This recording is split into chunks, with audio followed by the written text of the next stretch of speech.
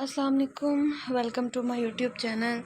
मैं हूँ नूर। I hope आप सब लोग ठीक होंगे। आज मैं आप लोगों के लिए लास्ट एपिसोड लेकर आई हूँ, रेड इश्क बाय कायनात इजाज़। चलें स्टार्ट करते हैं विदाउट वेस्टिंग एनी टाइम। बिस्मिल्लाहिर्रहमानिर्रहीम। इनके इशारे को समझते हुए हुरिया बेगम ने फ़ौरन अपना रुख आयमा बेगम की तरफ किया और रिश्ता मांग लिया। आयमा कुछ बोलो, आई प्रॉमिस तुम्हारी बेटी को अपनी पलकों पर बिठा कर रखूँगी। एक मिनट, पहले मैं ब्राइटनेस कम करूँ।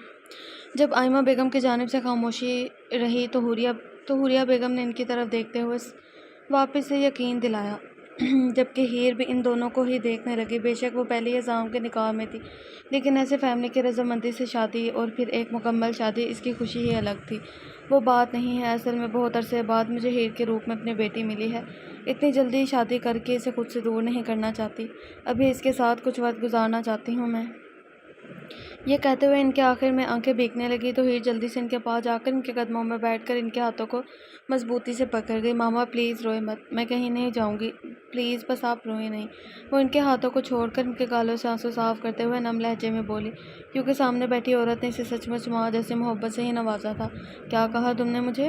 वो अपना रोना भूलकर इसके चेहरे को अपने हाथों से छूते हुए बोली, रोए मत। नहीं, इससे पहले वो उम्मीद भरे लहजे में बोली, ओ मम्मा। ही लड़खड़ाती आवाज़ में बोली। वो जब से यहाँ आई थी आयमा बेगम की ख्वाहिश थी वो इन्हें माँ कहकर बुलाए। आज वो जब बुला रही थी तो वो फूलें नहीं समाई थी और उन्होंने नीचे की जानिब झुककर हीर के चेहरे के तमाम नकूश को अपने लबों से छूते हुए रोते हुए छुआ था। फिर से कहो ना हीर, मेरी प्यारी मम्मा। हीर रोते हुए इन्हें अपने गले से लगाती हुई बोली। तो आयमा बेगम ने भी इसे खुशी से अपने सीने से लगाया था। पूरिया मिठाई मंगवाओ, सब में तकसीम करवा दो ज़रा। वो जो आंखों में नमी लिए माँ बेटी को मिलते देख रही थी, आयमा के अल्फाज पर ना समझी से इसे देखने लगी। भाई मैं इतनी सेल्फिश माँ नहीं हूँ, शादी तो वहीं करवाऊँगी अपनी बेटी की जहाँ इसकी खुशी भी शामिल हो। वैसे भी हसाम से बेहतर कोई मेरी शहज़ादी के लिए नहीं हो सकता। इनके अल्फाज पर कमरे का माहौल जो कुछ लम्हे पहले अफसरदा हो गया था, वहाँ वापस से रौनकें आसमाई। हाँ हाँ ज़रूर, मैं अभी अरेंज करवाती हूँ। वो कहकर हसाम के बाल ख़राब करके अपनी जगह से उठ गई और कुछ ही देर बाद इनके कमरे में मिठाई तकसीम हो रही थी, जबकि बड़े सब लोग काफ़ी ज़्यादा खुश नज़र आ रहे थे। हसाम जो मुस्कुराती नज़रों से सबकी तरफ देख रहा था, जब इसकी नज़र दरवाजे पर खड़े बनान पर पड़ी तो वो इसकी जानिब बढ़ गया, जो हाथ में सोडा पकड़े दीवार के साथ पूछ लगाए हुए खड़ा हुआ था। मुबारक हो कज़न, मतलब ये सिर्फ मिशन ही नहीं था जनाब, पहली नज़र में ही दिल हार बैठे थे। बनान ने जब हसाम को अपने करीब पाया तो वो सोडे का सिप लेते हुए शरारत से बोला, जिस पर हसाम ने इसे बाजू से खींचकर पंच मारा था। खैर मुबारक, वैसे ये सब छोड़ तो मुझे ये बता, तू था किधर? रशिया भी हमारे साथ नहीं गया। मैंने तुम्हें इतने कॉल्स की मगर एक भी जवाब नहीं। वो आबरू झुकाते पूछने लगा, मुझे सज़ा मिली हुई थी। What the hell? इसके कहने पर हसाम ने न समझी से इसकी तरफ देखते हुए कहा था, जिस दिन हम लोगों ने रशिया जाना था इससे एक दिन पहले मैंने कुछ ऐसा किया था जो बाबा की किताबों में काबिले सज़ा था। बनान ने कहकर लंबा सांस खींचा और मज़ीद बोलने लगा, बस इसी वजह से उन्होंने मुझे एक मुकम्मल सेमेस्टर के लिए अंडरग्राउंड कर दिया है, जहाँ कोई मोबाइल फ़ोन नहीं, कुछ भी नहीं है, और बाकी मैं तुम्हारे सामने हूँ। मुझे ऐसा क्यों लग रहा है कि सब कोई जाल था तुम्हें यहाँ ही रखने के लिए? हसाम ने कहकर मज़े से अपने दोस्त की जानिब देखा, जिसकी हालत इसे लुत्फ़ ही दे रही थी। हाँ, जैसे ये मेरी पहली बार हुआ है। अक्सर जब भी मम्मा को मेरा मिशन करना पसंद नहीं आता, तब ऐसे ही कोई बकवास सा बहाना बनाकर मुझे रोक लिया जाता है। बेशक फिर वो मेरा वो करने का कितना ही दिल क्यों ना हो, लेकिन कोई ध्यान ही नहीं देता। फिर वो चिढ़ते हुए बोला, मेरा तुमसे मशवरा है कि अपने लहजे और अल्फाज पर ध्यान दो बेटा। अफनान ने इन दोनों के करीब आकर अपने साहबजादे को नसीहत की थी। हेलो अंकल, कैसे हैं आप? और सब कैसा चल रहा है? हसाम ने फौरी इनका ध्यान अपनी तरफ खींचा, क्योंकि वो जानता था कि अफनान बनान को लेकर किस कदर प्रोटेक्टिव है, और ये प्रोटेक्टिवनेस और भी दुगनी हो जाती थी जब आनिया बेगम बनान को लेकर फ़िक्रमंद हो, और वो इस मामले में इस कपल को भी कुछ नहीं कह सकता था, क्योंकि बनान इनकी इकलौती औलाद था। अफान कुछ देर इन लोगों के पास खड़ा ही रहा, फिर बनान को फाइनल वार्निंग देकर वहाँ से चला गया। ठीक 10 मिनट के बाद डिनर डाइनिंग टेबल पर लगा दिया गया था, जहाँ सब अपनी अपनी फैमिली के साथ बैठे थे। हेड चेयर पर बॉस मौजूद था, जबकि इनके दाएं जाने पर वजदान और इनके साथ इसकी फैमिली, फिर इनसे आगे ब्लैक फैमिली जिनके दरमियान में हीर बैठी हुई थी। बॉस के बाएं जानिब अफान और फिर इसके साथ इसकी फैमिली, आगे यावर की फैमिली बैठी हुई थी, जबकि दूसरी हेड चेयर पर हसाम की दादी माँ बैठी हुई थी। اچھا حسام کی دادی ماں اس کی نانی ماں ہے، ٹھیک ہے۔ مجھے بہت زیادہ خوشی ہوئی کہ ہم سب لوگ اس وقت ایک ساتھ یہاں موجود ہیں۔ میں آپ سب کچھ کو اپنے اس گھر میں ویلکم کرتا ہوں۔ آج کا یہ ڈنر خاص طور پر حوریہ کے ٹھیک ہونے کی خوشی میں رکھا گیا ہے، جو کافی عرصے کے بعد واپس اپنی فیملی جوائن کر چکے ہیں۔ اللہ ایسے ہی ہمیں اور سب باقیوں کو صحت اور خوشیاں اور سکون بھری زندگی نصیب کرے، آمین۔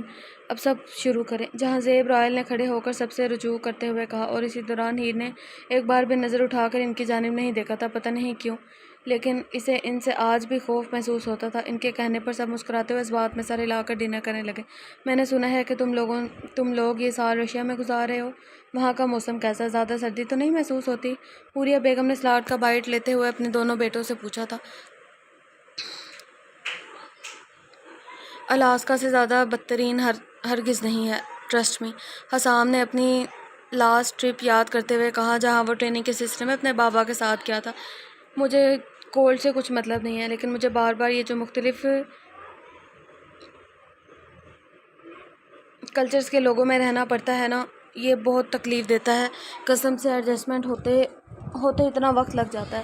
حازم نے منہ بسوڑتے ہوئے کہا تھا، مجھے یقین ہے وہاں کی لڑکیاں تمہاری دیوانی ہوں گی، ویسے بھی وہاں کے اکلوتے اتنے ہینڈسم ینگ پروفیسر ہوں گے۔ حوریہ بیگم نے اسے چھیڑتے ہوئے شوق لہجے میں کہا، جس پر حاذق نام میں سر ہلا کر ہنسنے لگا۔ اسے اپنی ماں کی یہی بات بہت پسند تھی کہ وہ ان دونوں بھائیوں کو فرینڈ کے جیسا ہی ٹریٹ کرتی تھی، یہی وجہ تھی وہ آرام سے انہیں ہر بات کہہ دیا کرتے تھے۔ نہیں ماما، یہ جگہ حسام نے بخوبی سنبھالی ہے، لڑکیاں اس کی جھلک دیکھنے کو مرتی ہیں، ہم تو خڑوس پروفیسر ہیں۔ حاذق نے شرارت سے اپنے بھائی کو بھی ساتھ میں لپیٹتے ہوئے کہا تھا، کیا تم بھول گئے ہو حسام اب سنگل نہیں رہا، کوئی اس کے سارے حقوق اپنے نام لکھوانے کی تیاری کر رہے ہیں، اس لیے بہتر ہے یہ لڑکیاں اس سے دور ہی رہیں۔ ہاں، تھوڑی سی بس تم پر لائن مار لیا کریں کیونکہ ابھی تک تم سنگل ہو۔ حازم کے کانوں سے اپنی دادی کی آواز ٹکرائی، جو وہ چونک کر انہیں دیکھنے لگا، کیونکہ یہ فیملی ہی انوکھی تھی۔ سامنے سے لائن مارنے کے مشورے دیے جا رہے تھے، اور وہ بھی دادی ماں۔ اوہ گاڈ! حاذق کے ایسے ایکسپریشنز دیکھ کر دادی ماں کا قہقہہ ہوا میں گونجا، جبکہ ہیر بھی ان کی گفتگو کو انجوائے کرنے لگی۔ آج اسے یہ سب لوگ سچ میں ایک فیملی لگے تھے۔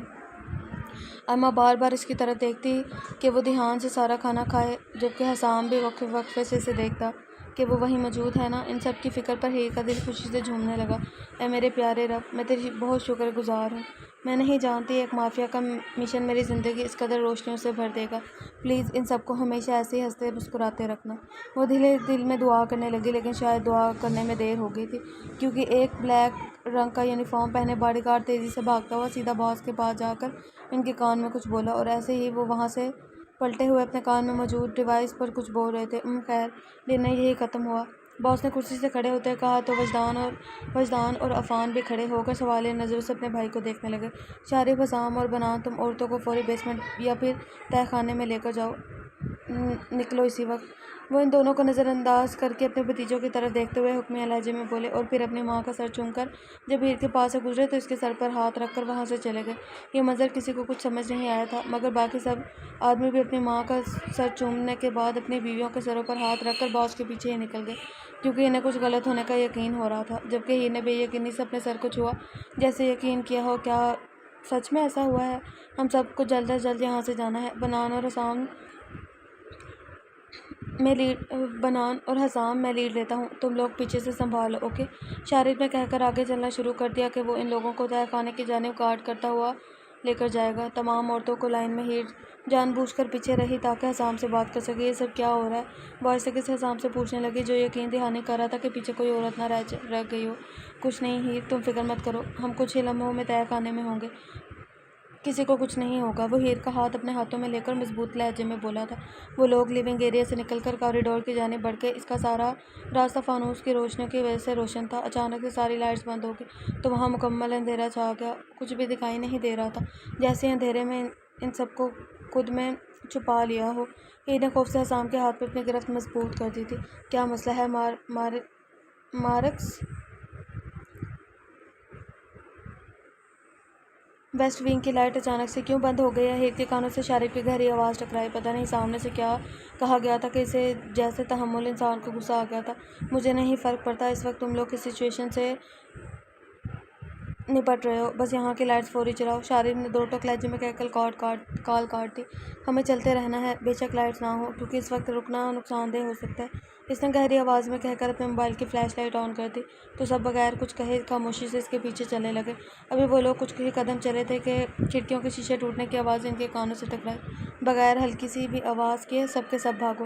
حسام نے ہیر کے ہاتھ پر اپنی گرفت انتہائی سخت کر دی اور وہ اسے اپنے ساتھ لیے باقی سب کے ساتھ بھاگنے لگا۔ ہیر کو وہ راستہ کسی بھول بھلیا سے کم نہیں لگا۔ جب ابھی انہیں لگا تھا کہ راستہ ختم ہو گیا ہے، ایک یو ٹرن آ جاتا۔ مسلسل بھاگنے کی وجہ سے ہیر کا سانس پھولنے لگا اور ایک دو مرتبہ وہ گرتے گرتے بچی، کیونکہ ایک تو اندھیرا، اوپر سے محل نما مینشن جس میں ہر جگہ فرنیچر تھا جس سے وہ ٹکرا جاتی۔ اسے یقین تھا اگر حسام کو راستہ میمورائز نہ ہوتا تو اب تک وہ پکڑی جا چکی ہوتی۔ میرے قدموں کی آہٹیں سنائی دے رہی ہیں، وہ بے ترتیب ہوتی سانسوں سے بمشکل بولی۔ فکر مت کرو، ہم پہنچ جائیں گے۔ حسام اسے کہہ کر لیفٹ جانے مڑا، تبھی ایک بار پھر سے کانچ ٹوٹنے کی آواز بالکل ان کے قریب سے سنائی دی۔ ہیر بالکل اس ونڈو کے قریب سے گزری تھی جہاں سے ایک آدمی اندر داخل ہو کر اسے کندھے پر اپنا ہاتھ رکھ چکا تھا۔ خوف سے ہیر نے چیخ ماری تھی، ہیر کیا ہوا ہے؟ پلیز چلو، اگر ہم لوگ نہیں بھاگے تو باقی سب کو مس کر دیں گے۔ حسام نے اس کے رکنے پر بغیر اس کی طرف دیکھے فکر مندی سے کہا، کیونکہ وہ اس کی سچویشن سے انجان تھا۔ اسے لگ رہا تھا ہیر کا اتنا چلانا گلاس کے ٹوٹنے کی وجہ سے ہے۔ ہیر نے اپنے خشک ہوتے لبوں پر زبان پھیری۔ وہ کچھ کہنا چاہتی تھی مگر اس پر پڑے پسٹل کے پریشر سے کچھ نہیں بول پائی۔ تم بھاگتے رہو مسٹر رائل، ٹرسٹ می، اس خوبصورت لیڈی کا پیچھے سے بہت اچھے سے خیال رکھوں گا۔ انجان آدمی کی آواز سن کر حسام کا وجود تھما۔ وہ جھٹکے سے اس نے مڑ کر ہیر کے پیچھے دیکھا جہاں ایک نقاب پوش کھڑا ہوا تھا۔ اس کی شدت سے خواہش ہوئی بیک گراؤنڈ کی آوازوں کو اگنور کیجیے گا۔ اس کی شدت سے خواہش ہوئی وہ ہیر کو تھوڑا آگے کر کے اپنے سینے میں چھپا لے، اور اسی کی خواہش میں اس نے ہیر کو خود کی طرف کھینچنا چاہا۔ اپنے ہاتھ اپنے تک رکھو مسٹر رائل، مجھے یقین ہے تم نہیں چاہو گے کہ میں یہ ٹریگر چلا دوں، اس آدمی نے مذاق اڑاتے ہوئے کہا۔ حسام نے غصے سے مٹھیاں بھینچی اور اسی پل اس ایریا سے اسے باقی سب کی قدموں کی آوازیں آنا بند ہو گئی، جس کا مطلب تھا وہ لوگ کافی آگے جا چکے۔ اسے ایک بات کو تو سکون ہوا تھا کہ کم از کم اس کی ماما محفوظ ہے۔ اس سچویشن میں ایک قانون یہ بھی تھا کہ بھاگتے ہوئے پیچھے مڑ کر کسی نے نہیں دیکھنا، بس یہی سب فالو کر رہے تھے۔ حسام کو امید تھی کہ جب تک انہیں ان دونوں کے غائب ہونے کا احساس ہوگا وہ اس سچویشن سے نپٹ کر ان تک پہنچ جائیں گے، اس لیے وہ آنکھیں بند کر کے خود کو کمپوز کرنے لگا تھا۔ تم کون ہو اور کیا چاہتے ہو؟ وہ عام سے لہجے میں پوچھنے لگا تھا۔ میری شناخت کا یہاں کوئی لینا دینا نہیں ہے، اور مجھے جو چاہیے تھا میں حاصل کر چکا ہوں، وہ اسی لیے تمہارا بہت بہت شکریہ۔ اب تھوڑی مدد اور کر دو، اپنے قدم پیچھے کی جانب لو، مجھے اسے لے کر اپنے ساتھ جانا ہے۔ میری لاش سے گزر کر ہی اسے لے کر جا سکتے ہو، جیتے جی تو یہ ناممکن ہے، حسام نے تلخ لہجے میں کہہ کر اپنے موبائل کی ٹارچ بند کر دی اور نیچے جھک کر اینگل کے قریب چھپے پسٹل کو اس نے باہر نکالا اور بغیر اس آدمی کو سمجھنے کا موقع دیے اس نے اچانک سے ہیر کو اپنی جانب کھینچا اور اپنی پسٹل سے چاند کی روشنی کا فائدہ اٹھا کر سیدھی گولی اس آدمی کے سر پہ مار دی۔ اسی پل اس کے کانوں سے گولیاں چلنے کی مزید آواز، کھڑکیوں کے ٹوٹنے کی آوازیں سنائی دینے لگیں۔ اسی پل اس کے کانوں سے گولیوں کے چلنے کی اور مزید کھڑکیاں کے ٹوٹنے کی آوازیں سنائی تھی۔ حسام نے جلدی سے اپنا موبائل نکال کر حاجی کو کال ملائی۔ ہم ویسٹ سائڈ کے کوریڈور میں انڈر اٹیک ہیں، ہمیں ہیلپ کی ضرورت ہے حاجی، حسام نے کہہ کر فون جلدی سے بند کر دیا۔ وہ ہیر کا ہاتھ پکڑ کر آگے کی جانب بھاگا تو بالکل پاس ہی واپس سے ونڈو ٹوٹتی تو حسام نے ہیر کا کان سے بچنے کے لیے اس کا سر اپنے ہاتھ پر رکھ کر پیچھے کیا تو کچھ گلاس اس کے بازو سے آ لگا۔ تبھی کچھ آدمی اندر داخل ہوئے تو اس نے ہیر کے منہ پر ہاتھ رکھ کر 2 قدم پیچھے لیے اور داخل ہوئے 2 آدمیوں کو اپنی نگاہیں وہاں سیٹ کرنے سے پہلے ہی ان دونوں کے سروں پر گولیاں مار دی، اور اس خوفناک منظر پر ہیر کی چیخیں اس کی ہتھیلی میں ہی دم توڑ گئی تھی اور وہ اس کا ہاتھ پکڑ کر آگے کی طرف چلنے لگا۔ ہیر پلیز پریشان ہونے کی بجائے مجھے سپورٹ کرو، ورنہ ہم یہ جنگ لڑنے سے پہلے ہی ہار جائیں گے، پلیز اپنی ٹریننگ کو استعمال کرو۔ جب بھاگتے ہوئے ان کے پیچھے مزید لوگوں نے آنا شروع کر دیا تو حسام نے ایک پسٹل ہیر کی جانب بڑھاتے ہوئے کہا، اور ساتھ ہی اس نے ہیر کو اپنے ساتھ پلر کے پیچھے لے جا کر 3 آدمیوں کو اپنے گولی کا نشانہ بنایا۔ جب اس کا راستہ کلیئر ہوا تو وہ ہیر کا ہاتھ پکڑ کر آگے کی جانب چل پڑا۔ تبھی ایک دم سے باہر سے کلیئر شور شرابہ اور تیزی سے گولیوں کے چلنے کی آوازیں سنائی دینے لگی۔ وہ جگہ مکمل میدان جنگ لگ رہی تھی۔ حسام سمجھ گیا تھا کہ اس کا بھائی کہیں آس پاس ہی ہے، اسے بس کیسے بھی ہیر کو محفوظ جگہ تک لے کر جانا ہے۔ اس وقت وہ اکیلا ہوتا تو ان سب کو خوب جواب دیتا، لیکن اس وقت اس کے ساتھ ایک زندگی تھی جسے وہ صرف محفوظ دیکھنا چاہ رہا تھا، جو اس کے اندر کے درندے کے ہاتھ باندھے ہوئے تھی۔ ابھی وہ لوگ رائٹ جانب مڑے ہیں نہیں لگے تھے کہ گولی چلنے کی آواز ہیر کو بالکل قریب سے سنائی دی تو وہ تڑپ کر حسام کی جانب دیکھنے لگے جو اس کا ہاتھ مضبوطی سے پکڑے ہوئے آگے کی طرف تقریباً بھاگ رہا تھا۔ حسام تم ٹھیک ہو؟ وہ رک کر خوف سے گھبراتے ہوئے اس کے چہرے کی طرف دیکھتے ہوئے پوچھنے لگی جہاں اس کا چہرہ درد سے سرخ پڑ رہا تھا۔ رکو مت ہیر پلیز، بس چلو، ہمارے لیے ہیلپ بس پہنچنے والی ہے۔ اسے اپنے ہاتھ خون سے لت پت ہوتے ہاتھ کو ہیر کی نگاہوں سے چھپاتے ہوئے مضبوط لہجے میں کہا کیونکہ گولی اس کے کندھے کو لگی تھی جہاں اس کا ہاتھ خود بخود تکلیف کی وجہ سے پہنچ گیا تھا۔ بہت شور ہوتا ہے، سو بیک گراؤنڈ کی آوازوں کو اگنور کیجیے گا۔ اچانک سے کچھ نقاب پوش ان تک پہنچنے میں کامیاب ہو گئے۔ ان میں سے ایک نے ہیر کو حسام کی گرفت سے علیحدہ کرنے لگے مگر ہیر نے زور سے اس کے پیٹ پر مکہ پر کیک ماری اور ساتھ ہی ایک تماچا اس کے منہ پر دے مارا جبکہ اس کے ہاتھ میں پسٹل بھی موجود تھی لیکن پتہ نہیں کیوں اس میں وہ چلانے کا حوصلہ نہیں تھا۔ اور اسی دوران حسام جو گولی لگنے کے باوجود نقاب میں چھپے لوگوں کا مقابلہ کر رہا تھا، اچانک سے دھماکہ ہونے کی وجہ سے آس پاس ہر جگہ دھواں چھا گیا کیونکہ وہ بلاسٹ اتنا بھیانک تھا اس محل کی اینٹوں تک کو ہلا گیا تھا۔ اور اسی ایک پل میں ہیر کا ہاتھ اس کے ہاتھ سے چھوٹ گیا جب تک اس نے اپنی آنکھوں کے سامنے سے اندھیرے نما دھوئیں کو پیچھے کر کے سامنے دیکھا، ہیر کہیں بھی نہیں تھی۔ ہیر ہیر کہاں ہو تم؟ وہ دیوانہ وار ایک دم سے ہر طرف دیکھتے ہوئے چلانے لگا۔ بے شک دھواں کی وجہ سے اسے کچھ صاف دکھائی نہیں دے رہا تھا لیکن اس کے باوجود وہ اسے حلق کے بل چیختے ہوئے پکارنے لگا۔ ابھی وہ لیفٹ جانب مڑا ہی تھا کہ ایک اور گولی اس کے سینے کو چیرتے ہوئے گزری۔ اف اللہ! ابھی وہ اس سے سنبھلا بھی نہیں تھا کہ اس نے اپنے سر پر کوئی چیز لگتی ہوئی محسوس کی اور وہ زمین پر گرتا ہوش کی دنیا سے بیگانہ ہو گیا۔ دو ماسک میں موجود آدمی ہیر کو بازو سے پکڑ کر وین کے قریب لے جانے لگے جو انہی کا انتظار کر رہی تھی۔ ہیر نے اپنا آپ چھڑوانے کی بے تحاشا کوشش کی مگر بدلے میں صرف اسے ناکامی ملی۔ وین میں اسے دھکیلنے کے بعد ایک آدمی نے آگے بڑھ کر اس کے ہاتھ پاؤں کو رسیوں کی مدد سے باندھنے لگا۔ ہیر نے چیخنا چلانا چاہا مگر آنکھوں اور منہ پر پٹی ہونے کی وجہ سے وہ کچھ نہ بول پائی اور نہ ہی دیکھ سکی۔ وین اتنی تیزی سے جا رہی تھی کہ اس کا وجود بیلنس نہ ہونے کی وجہ سے مختلف جگہوں سے ٹکرا رہا تھا جس کی وجہ سے اس کے جسم میں درد کی ٹیسیں اٹھنے لگی۔ جیسے گاڑی کی سپیڈ تھوڑی نارمل ہوئی تو اس نے سکون کا سانس لیا اور اس کے ساتھ ہی اپنے سننے کی صلاحیت کو استعمال کرنا چاہا تاکہ وہ پتہ تو چلا سکے کہ اس وقت وہ کدھر ہے، لیکن اسے سوائے گاڑیوں کے شور شرابے کی کوئی اور آواز سنائی نہیں دی تو اس کا دل خوف سے تیزی سے دھڑکنے لگا اور کہ وہ کڈنیپ ہو گئی ہے۔ یا اللہ، آپ نے میری قسمت میں کیا لکھا ہوا ہے، ہر دوسری جگہ کڈنیپ ہو جاتی ہے۔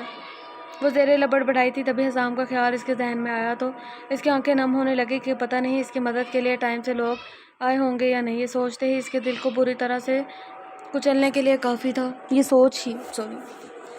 کچھ بھی بکواس مت سوچو ہیر، وہ ٹھیک ہوگا، دیکھنا جلدی تمہیں لینے آ جائے گا، اس لیے اپنے دماغ کو استعمال میں لاؤ اور ٹریننگ میں جو کچھ سیکھا ہے اس پر عمل کرو۔ حسام کے پہنچنے تک تھوڑی ہمت اور بہادری دکھاؤ، وہ خود کو حوصلہ دینے لگی۔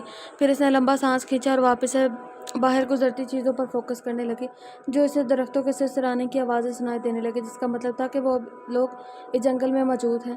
کچھ دیر بعد وین رکی تو ایک آدمی نے اسے پاؤں کھول کر بے دردی سے اسے بازو سے پکڑ کر باہر نکالا تو خوف سے اس کی سانسیں بے ترتیب ہونے لگیں لیکن اس نے جلدی خود پر قابو کر کے اس آدمی کو ٹانگ مارنی چاہی لیکن آنکھوں پر پٹی ہونے کی وجہ سے اس کا نشانہ ٹھیک نہیں لگا تو اس نے ایک بار پھر سے کوشش کی۔ اس بار اس کی کک کافی زور سے اس آدمی کی ٹانگ پر لگی تو اس کی گرفت ہیر کے بازو پر ہلکی ہوئی جس کا فائدہ اٹھا کر اس نے جلدی سے اپنے آنکھوں سے پٹی نیچے کی اور الٹی سمت بھاگنا شروع کر دیا لیکن ابھی 2 قدم ہی بھاگی ہوگی کہ وہاں موجود دو اور آدمیوں نے اسے کھینچ لیا جس پر وہ انہیں ٹانگیں اور تھپڑ مارنے لگی لیکن ایک آدمی نے اسے پشت سے قابو کر کے اسے ڈرگس کا انجیکشن لگا دیا اور اس سے اس کا سر چکرا گیا اور وہ بے ہوش ہو گئی۔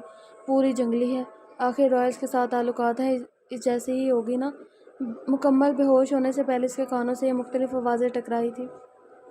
ایک لڑکی، میں نے صرف ایک لڑکی کو لانے کو کہا تھا اور تم لوگ اس ایک لڑکی کو بغیر ڈرگس کا انجیکشن لگائے مجھ تک نہیں لا سکتے تھے؟ کہا نہیں تھا کہ اسے ذرا بھی تکلیف نہیں ہونی چاہیے؟ پھر جو واپس سے ہوش میں آ رہی تھی لیکن سر بھاری ہونے کی وجہ سے اس کی آنکھیں نہیں کھل رہی تھی، اس کے کانوں سے جانی پہچانی آواز سے ٹکرائی تھی۔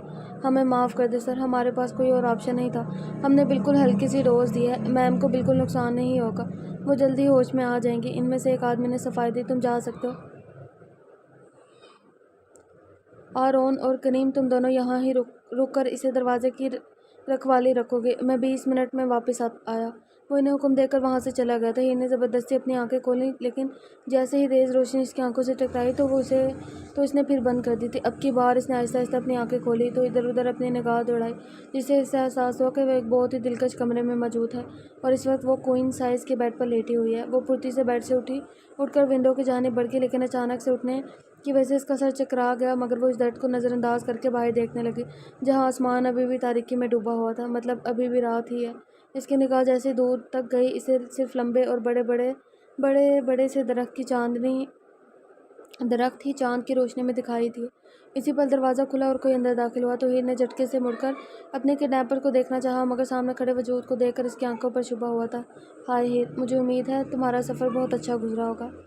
ہنٹر ہی تھا، مجھے لگ رہا ہے ہنٹر ہوگا یہ میں نے نیچے پڑھا ہے ہنٹر، وہ بے یقینی سے بولی، یہ والی لائن پڑھی ہے میں نے، کیونکہ مجھ سے ایکسائٹمنٹ ہو رہی تھی بہت۔ جب اسے قریب آ کر کہنے لگا تو وہ جلدی سے ونڈو سے ہٹ کر اس سے دور ہو گئی۔ ہنٹر، وہ بے یقینی سے بولی، یہ ابھی تک اٹھ کیوں نہیں رہا؟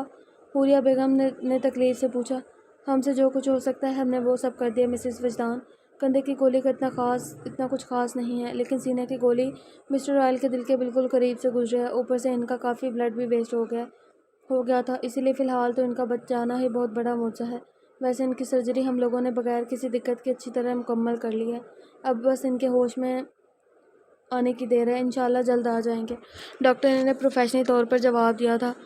اور سر کی چوٹ؟ اسے لے کر آپ کو گھبرانے کی ضرورت نہیں ہے، کوئی گہری چوٹ نہیں آئی اسے وہاں بھی۔ مسز وجدان، آپ حوصلہ رکھیں، آپ کا بیٹا بہت بہادر ہے، جلدی اپنے قدموں پر کھڑا ہوگا، ڈاکٹر نے تحمل سے جواب دیا۔ اسی پل یاور کمرے میں آیا، اس نے ڈاکٹر کے ساتھ مل کر سرجری کی تھی۔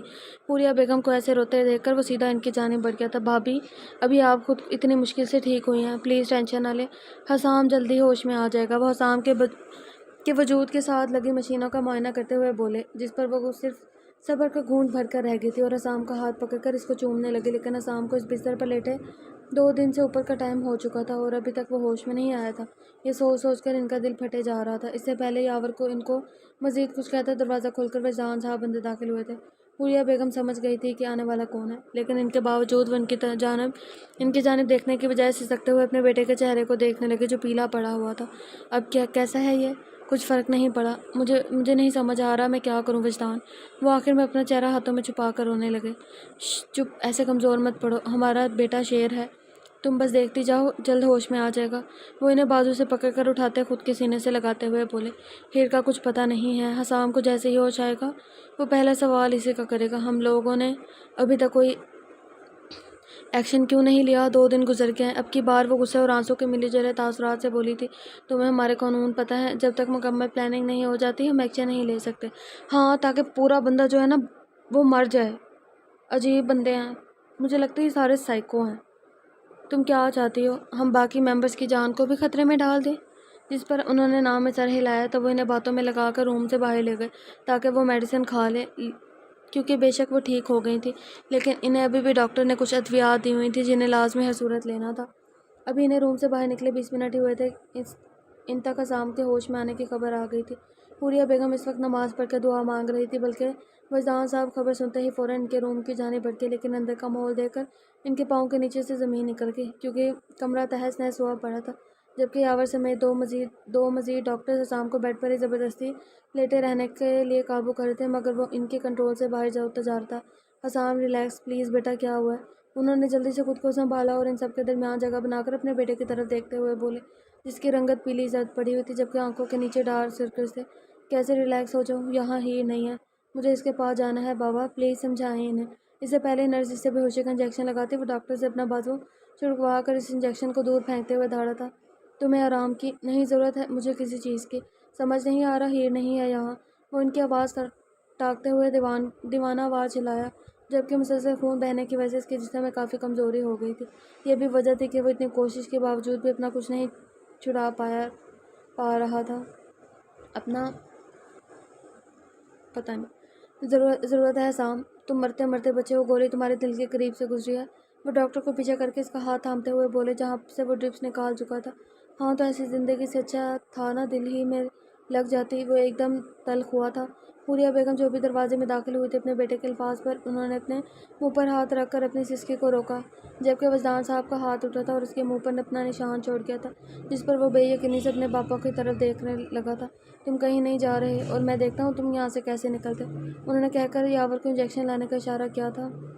آپ میرے ساتھ ایسا نہیں کر سکتے، اگر ہیر کی جگہ ماما اور میری جگہ آپ ہوتے تب بھی آپ یہی کرتے، وہ ایک دم حلق کے بل چلایا تھا۔ ہاں میں یہی کرتا، میں ایسی سچویشن میں اپنے بھائیوں پر بھروسہ رکھتا۔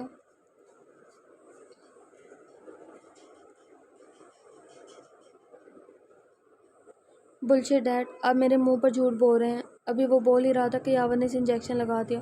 انف حسام، کیا وہ اتنی ضروری ہے کہ تم اپنے باپ سے بدتمیزی کرے ہو؟ وہ غصے سے کرائے، وہ عام نہیں ہے، عشق ہے آپ کے بیٹے کا، بیوی ہے میری وہ۔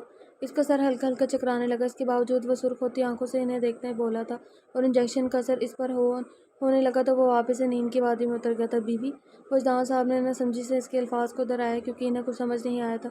جیسے یہ الفاظ ان کے ذہن میں محفوظ ہو گئے تو وہ حیرت سے حسام کی جانب دیکھنے لگے۔ تبھی حوریہ بیگم کے رونے کی آواز ان کے کانوں سے ٹکرائی تو انہوں نے ہوش میں آ کر دروازے کی جانب دیکھا، جہاں وہ روتے ہوئے نام سر ہلا رہی تھی۔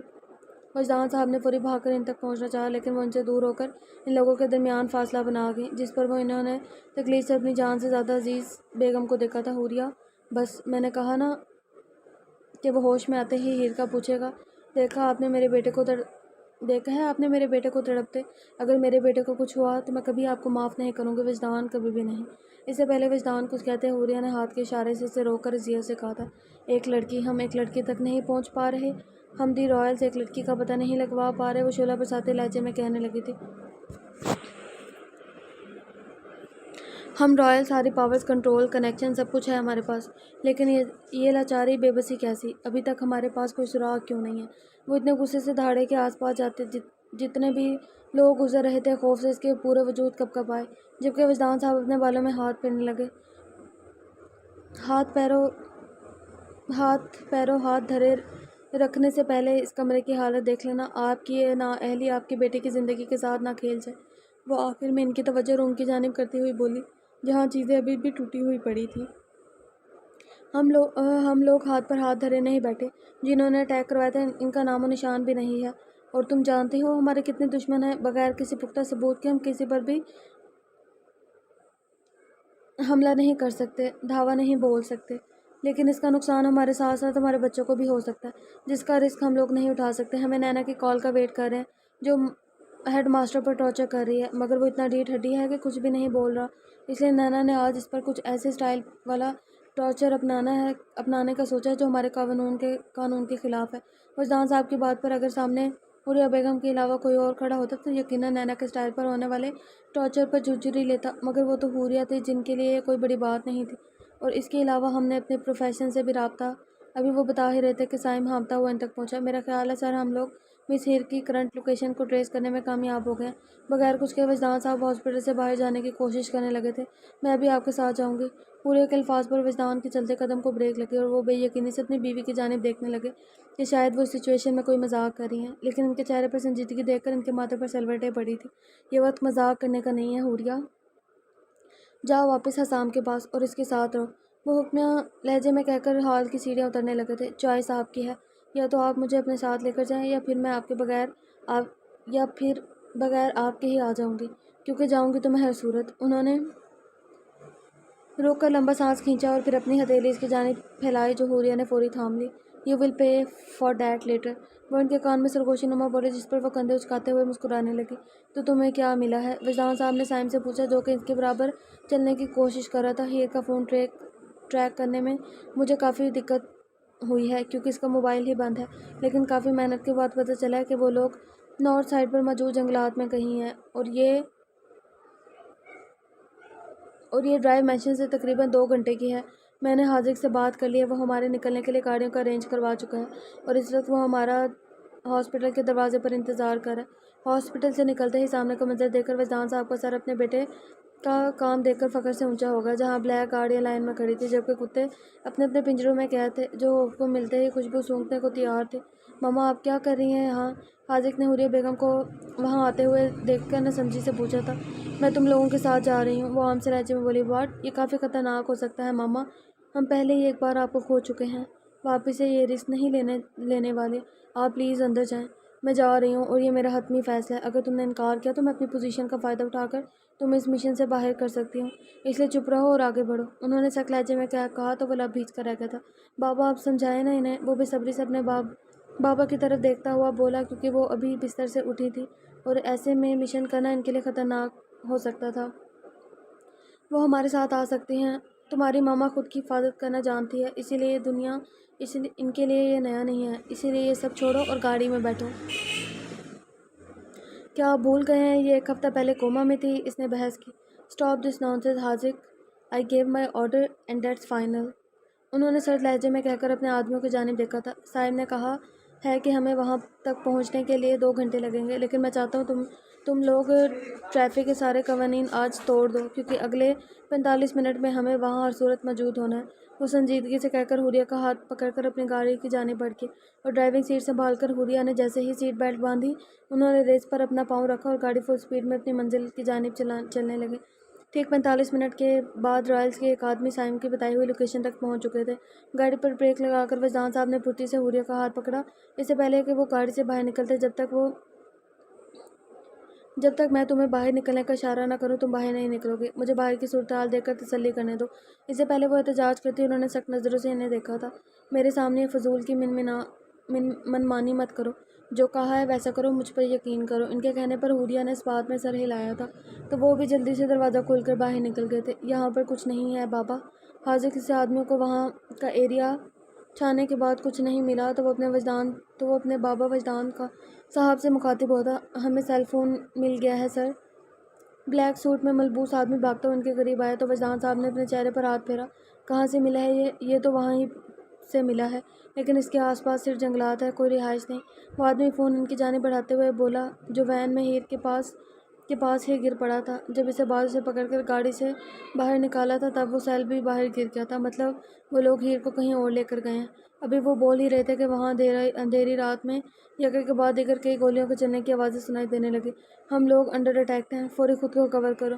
انہوں نے اونچی آواز میں سب کو وارن کیا اور جلدی سے اپنا پسٹل نکال کر اپنی گاڑی سے کافی فاصلے پر درخت کے پیچھے ہو گئے۔ کچھ لمحے پہلے جہاں خاموشی تھی اب وہاں دل دہلا دینے والی فائرنگ کی آوازیں گونج رہی تھیں۔ وجدان صاحب کیسے بھی کر کے حوریہ کے پاس پہنچنا چاہ رہے تھے، جہاں وہ اسے گاڑی میں صرف 3 گارڈز کے ساتھ چھوڑ آئے تھے۔ انہوں نے آہستہ آہستہ واپسی کے لیے اپنے قدم بڑھائے۔ ان کی نگاہ گاڑی کی جانب گئی جہاں اس کے پاس کھڑا ایک گارڈ زمین بوس ہو چکا تھا اور ہر طرف سے گولیوں کی برسات ہو رہی تھی۔ وہ جانتے تھے وہاں پہنچنے تک انہیں گولی لگ سکتی ہے، لیکن وہ پرواہ کیے بغیر گاڑی کی جانب زگ زیگ کی طرح بھاگے۔ وہ خوش قسمتی سے گاڑی تک صحیح سلامت پہنچنے میں کامیاب ہو گئے۔ وہ دروازہ کھولنے ہی لگے تھے کہ انہوں نے اپنی پشت پر میٹل کی کسی چیز کا دباؤ بڑھتا ہوا محسوس کیا۔ ویل، یہ مشہور ترین وجدان رائل نہیں ہے کیا؟ کسی آدمی کی طنزیہ آواز ان کے سماعتوں سے ٹکرائی۔ انہوں نے پلٹنا چاہا مگر وہ پسٹل کا مزید دباؤ ان کی کمر میں ڈال گیا تھا۔ یہاں سے ہلنے کی جرات بھی مت کرنا، ورنہ آج تمہارا اس دنیا میں آخری دن ہوگا، اس آدمی نے وارن کیا تھا۔ ان کا تو پتہ نہیں، لیکن تمہارا آج پکا آخری دن ہے۔ حوریہ نے سفاکی سے کہہ کر ٹریگر دبا دیا، جس کی وجہ سے وہ گولی سیدھا اس آدمی کے دل پر لگی اور وہ زمین پر گر گیا۔ وجدان صاحب نے پلٹ کر پیچھے دیکھا تو ان کی نگاہ اپنی بیگم پر پڑی، جو شعلہ برساتی نگاہوں سے اس کے وجود کو دیکھ رہی تھی، لیکن جیسے ان کی نظر وجدان سے ٹکرائی تو ان کی آنکھوں میں نرمی آ گئی۔ آپ ٹھیک ہیں؟ وہ جو جواب دینے کے لیے منہ کھولنے لگا تھا، بائیں جانب سے 2 آدمیوں کو ان کی جانب پسٹل کیے دیکھ کر انہوں نے فوری حوریہ کو بازو سے پکڑ کر آگے کی جانب کھینچا، جس کی وجہ سے گولی حوریہ کے سر کو مس ہو کر گاڑی کے شیشے کو لگی تھی، لیکن انہوں نے دھیان دیے بغیر فوری ان دونوں آدمیوں کے سروں کا نشانہ باندھ کر باری باری گولی چلا دی۔ جلدی سے گاڑی کا دروازہ کھول کر حوریہ کو اندر کی جانب دھکیلنا چاہا مگر وہ ان کے سر نیچے کی جانب کر کے بائیں جانب گولی چلا گئی، جہاں سے ایک آدمی ان لوگوں پر نشانہ باندھنے والا تھا۔ جب انہوں نے دیکھا کہ وہ گاڑی میں نہیں بیٹھ رہی تو ان کا ہاتھ پکڑ کر درخت کے پیچھے ہو گئے۔ میں نے تمہیں کہا تھا نا کہ گاڑی کے اندر رہنا، تم باہر کیا کر رہی ہو؟ جب انہیں لگا کہ اب تھوڑا محفوظ ہیں تو وہ غصے سے دھاڑے۔ میں نے ایسی سچویشن میں زندہ رہنے کے اسباق سیکھے ہیں وجدان، آپ میری فکر مت کریں۔ ویسے بھی ان حالات میں گاڑی میں ہی رہنا خودکشی کے مترادف ہے، کیونکہ پیٹرول والی جگہ پر گولی لگتے ہی گاڑی بلاسٹ بھی ہو سکتی ہے۔ وہ سنجیدگی سے بولی، تم ٹھیک کہہ رہی ہو، میں دیکھ رہا ہوں تمہارا نشہ ابھی بھی بہت پکا ہے۔ وہ انہیں سر آتے ہوئے بولے، میں ہمیشہ ہی کہتی ہوں اور کرتی ہوں، میں ہمیشہ ہی صحیح کہتی ہوں کرتی بھی ہوں، وہ اتراتے ہوئے بولی، اور پھر وہ دونوں اپنے باقی آدمیوں کی جانب ایک ساتھ بڑھنے لگے، کیونکہ یہ وقت تھا ایک ساتھ ہو کر دشمنوں سے جیتنے کا۔ آدھا گھنٹہ مسلسل فائرنگ کے بعد فائنلی جیت رائلز کی ہو گئی تھی، لیکن اسی دوران ان کے کافی آدمی زخمی ہو گئے تھے اور کچھ کی موت بھی ہو گئی تھی۔ جب فائرنگ بالکل رک کر واپس سے اس ایریا نے خاموشی تان لی، تو اسی دوران جو لوگ زندہ بچ گئے تھے وہ اپنے اپنے ٹھکانوں سے باہر نکل گئے، جبکہ وجدان اپنے زخمی اور مردہ حالت میں آدمیوں دیکھے تو افسوس سے وہ اپنا سر ہلانے لگا، کیونکہ جب بھی کوئی اس کا آدمی مرتا تھا اسے بہت تکلیف ہوتی تھی، لیکن وہ بھی مجبور تھا، کیا کر سکتا تھا جب ان سب نے یہ زندگی اپنی مرضی سے چنی ہے۔ لیکن زندگی سے کم موت سے زیادہ پکی یاری ہے۔ سائم، جو کچھ آدمیوں کے ساتھ ان زخمی حالت میں موجود لوگوں کو ہاسپٹل لے کر جاؤ، جہاں ڈاکٹرز ان کا ٹریٹمنٹ کرنے کے لیے تیار ہیں، اور جن کی اموات ہو گئی ہیں، پلیز ان کے نماز جنازہ کی تیاری کروا دو، اور ہاں، دشمنوں کے جو آدمی زخمی ہیں انہیں یاور کے پاس بھیج دو، اور خود ہی سوچ لے گا ان کے ساتھ اس نے کیا کرنا ہے، بس اسے اتنا بتا دو کہ یہ زندہ ہے۔ ان کے کہنے پر سائم نے فوری اپنا سر ہاں میں ہلایا تھا اور کچھ آدمیوں کی مدد سے ان آدمیوں کو واپس لے جانے لگا۔ ہمارا شک بالکل کنفرم ہو چکا ہے، وہ لوگ یہاں ان جنگلات میں ہی موجود ہیں، ان کے آدمی اس سارے ایریا کو گھیرے ہوئے ہیں، لیکن ہم نے ابھی بھی انہیں کافی اچھی شکست دی ہے، جس کی وجہ سے انہیں واپس سے ہر چیز بیلنس کرنے کے لیے کچھ وقت تو لگے گا، اور اسی کا ہم نے فائدہ اٹھانا ہے۔ ہم لوگوں کے پاس کتے ہیں جو ان لوگوں کا ٹریک کر سکتے ہیں۔ حاضق، تم شاذق کے ساتھ لیڈ لو، میں اور حوریہ آس پاس کی جگہ کا معائنہ کرتے ہیں، تم لوگوں کے پیچھے ہی آ رہے ہیں۔ وہ بیڈ کے ساتھ پش لگا کر زمین پر بیٹھی چھت کو دیکھنے لگی تھی۔ اسے یہاں آئے ہوئے 2 دن گزر چکے تھے۔ ان 2 دنوں میں سے ابھی تک یقین نہیں ہوا تھا کہ لانے والے آدمیوں میں سے ایک ہنٹر تھا، جسے اس نے دل سے اپنا دوست مانا تھا، اور اسی لیے حسام سے بھی جھگڑا کر لیا تھا۔ حسام کا جب خیال اس کے ذہن میں آتا، اس کی حالت سوچ کر اس کا دل خون کے آنسو روتا۔ اس نے مر کر بھی نہیں سوچا تھا اس کی زندگی اتنی بھیانک ٹرن لے گی۔ اس نے غصے سے اپنے آنسوں کو ہتھیلیوں کی پشت سے صاف کر ڈالا تھا، کیونکہ اسے کمزور نہیں پڑنا تھا، لڑنا تھا آخری سانس تک۔ دروازے پر ہوتی دستک نے اس کی توجہ اپنی جانب کھینچی تو وہ سیدھی ہو کر بیٹھ گئی، اور اس نے امید کی کہ جو بھی آ رہا ہو کھانا ہرگز نہ لے کر آئے، کیونکہ بریک فاسٹ کی پلیٹ ابھی تک ویسے کی ویسے ہی پڑی تھی۔ لیکن جیسے ہی آنے والے وجود پر اس کی نگاہ پڑی، اس نے فوراً زمین سے اٹھ کر بیڈ کے دوسرے حصے کی جانب بھاگی۔ تم یہاں کیا کر رہے ہو؟ اس نے رعب دار لہجے میں پوچھنا چاہا، مگر اس کی زبان لڑکھڑائی۔ مجھے بدتمیزی کرنے والے لوگ انتہائی ناپسند ہیں بیلا، لیکن تم یہاں میری مہمان ہو، اس لیے معاف کر دو۔ جیسے وہ شخص کہہ کر بیڈ پر بیٹھا تو ہیر کا دل خوف سے تیزی سے دھڑکنے لگا۔ اگر اس کے بس میں ہوتا تو وہ اس وقت ہوائی مخلوق بن کر یہاں سے غائب ہو جاتی۔ تم مجھ سے کیا چاہتے ہو؟ وہ اس کی جانب دیکھتے ہوئے اب کی بار سنجیدگی سے پوچھنے لگی، کیونکہ اس نے کبھی مر کر بھی نہیں سوچا تھا کہ اس کے اور ایمینتھو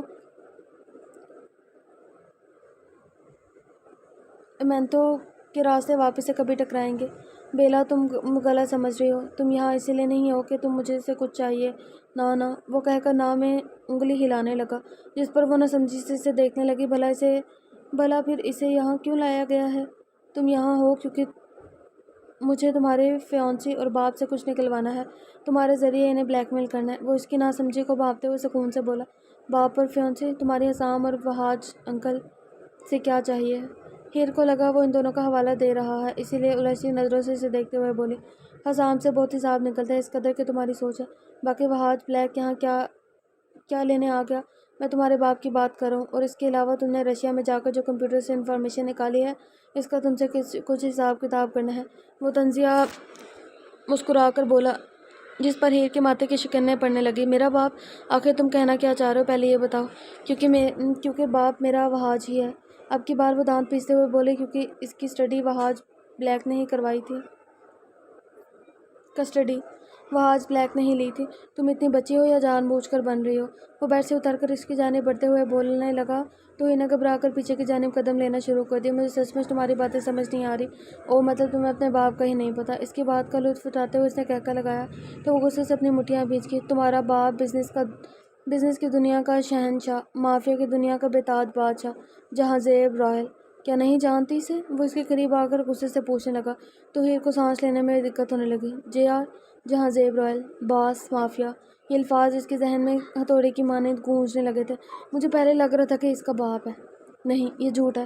وہ حلقے بل چلائی۔ اس سے پہلے وہ کچھ کہتا ہے، ایک آدمی دروازے پر دستک دے کر فوری اندر داخل ہوا۔ سر رائلز یہاں پہنچ چکے ہیں۔ انہوں نے ہماری کافی تعداد میں آدمیوں کو مار دیا ہے۔ وہ کچھ ہی دیر میں یہاں موجود ہوں گے۔ اس آدمی نے جلدی سے انفارم کیا۔ باسٹرڈ! مجھے ابھی اسی وقت اس کا شدت سے انتظار ہے جب اس سے سامنا ہوگا۔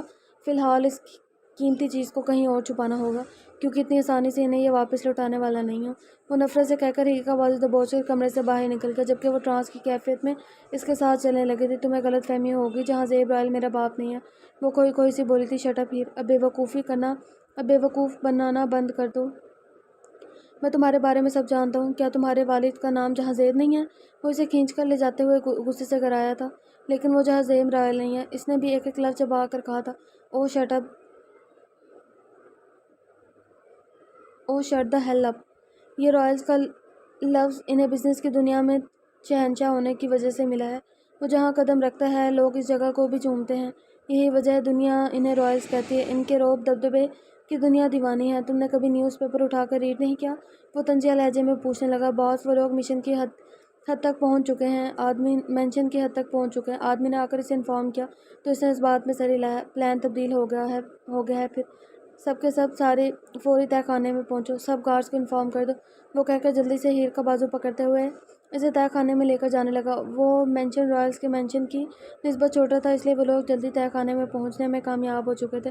اگر اس وقت ہیر کا دماغ کام کر رہا ہوتا تو وہ چیخ چلاتی، لیکن جو انفارمیشن اسے ملی تھی اس نے اس کے دماغ کو کچھ وقت کے لیے اسی میں قید کر لیا تھا۔ یہ میشے تو خالی لگ رہا ہے، لیکن اندر جاتے ہی کیا پتہ کوئی سراغ، کوئی سرپرائز ہمارا انتظار کرو۔ جب وہ لوگ پرانے مینشن میں داخل ہوئے تو وجدان صاحب نے کہا، جس پر سب ہاں میں سر ہلا کر مختلف سمتوں میں ہیر کے وہاں موجود ہونے کے کسی نشان کو ڈھونڈنے لگے۔ شارب آفس کی جانب بڑھ گیا، شاید کوئی کام کی انفارمیشن ہاتھ لگ جائے، اور اسی دوران حاجق سمیت باقی سارے آدمی ایک ایک کمرہ چھانے لگے جو کہ بالکل خالی تھا۔ جیسے انہیں آخری کمرے سے بھی مایوسی کا سامنا کرنا پڑا تو حاجق نے اپنا ہاتھ زور سے دیوار پر دے مارا۔ Damn it! لگتا ہے ہم غلط جگہ آ گئے۔ نہیں، ہم لوگ صحیح جگہ پر پہنچے، بس تھوڑی لیٹ ہو گئے۔ حوریہ بیگم نے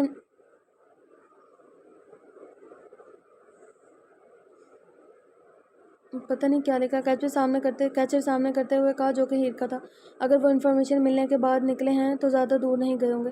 ہمیں ان کا پیچھا کرنا چاہیے۔ وجدان صاحب نے فوری کہا۔ کیا پتہ اگر یہ ایک جال ہو تو؟ حاجق مشکوک لہجے میں بولا۔ اس سے پہلے وجدان صاحب کچھ کہتے شارب ان کی جانب بڑھا۔ اس سب کے پیچھے امینتو ہے، وہ جو آفس چھان کر آ رہا تھا۔ اس نے بتایا۔ پکی بات ہے؟ آف کورس سر، مطلب ٹائم ٹو وار۔ لگتا ہے امینتو بھول گیا ہے کہ آخر رائلز کیا چیز ہے، یاد دلوانا تو بنتا ہے، وجدان صاحب نے کہا تو سب اس بات میں سر ہلا کر مینشن سے باہر نکل گئے۔ حسام کو ہوش آیا ہے؟ وجدان صاحب جو ابھی واپس آئے تھے، حوریہ کی نگاہ جیسے ہی سیڑھیوں سے اترتے یاور سے ٹکرائی تو اس کی جانب بڑھتے ہوئے بےتابی سے بولی، نہیں ابھی تک نہیں، لیکن وہ کسی بھی لمحے ہوش میں آتا ہی ہوگا۔ یاور نے جب انکار کے الفاظ پر ان کا چہرہ، پتہ نہیں کیا لکھا ہوا یہاں پہ، مجھے تو میں ایک سیکوینس سے پڑھی ہوں تو پچھلے اوپر غلطیاں نہیں آئی تو میں پڑھ رہی ہوں، یہاں پہ جب غلطیاں آ جاتی ہیں نا پھر میرا آگے پڑھنے کو دل ہی نہیں کرتا۔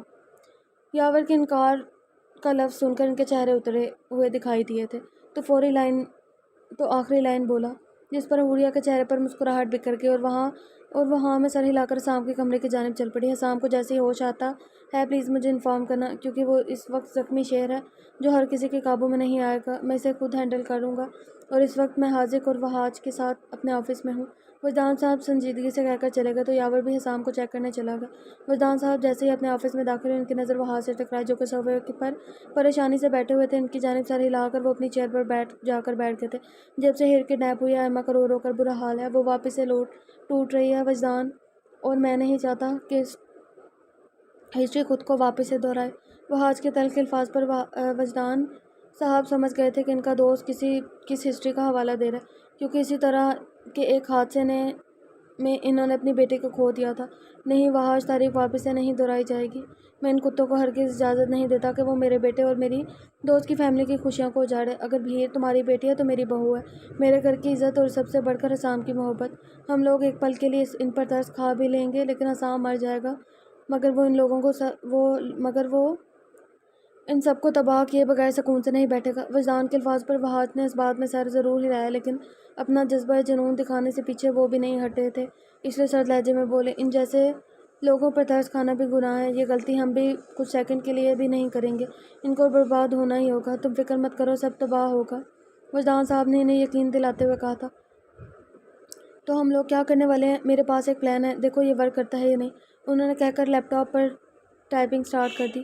باس کدھر ہیں؟ جب سے ہیر کڈنیپ ہوئی ہے ان کا نام و نشان نہیں مل رہا۔